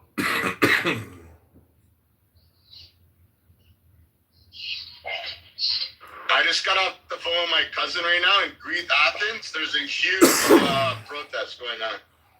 He's there. Where? They were able to call you? Greece, in Athens. Greece. Pro-Iran protest? Of course, yeah. Yeah, the protest outside Iran has been huge. I've never seen anything like this. It's been huge. It's done though. They're gonna be gone. There was 50,000 people marching in Toronto. 50,000 in LA yesterday. Three days ago. Yeah, but where's the Greta Thunbergs? Where's the Susan Sarandons? Where's the Mark Ruffalo's? Where's everybody? Where's the outcry? Where's the where for the genocide? Where's the They didn't get the marching orders, BB, yet. They didn't get any marching orders. Yeah, They told not to care yet. They're waiting. I hashtag where is Greta? I want to know where is she? Where's what's his face? To the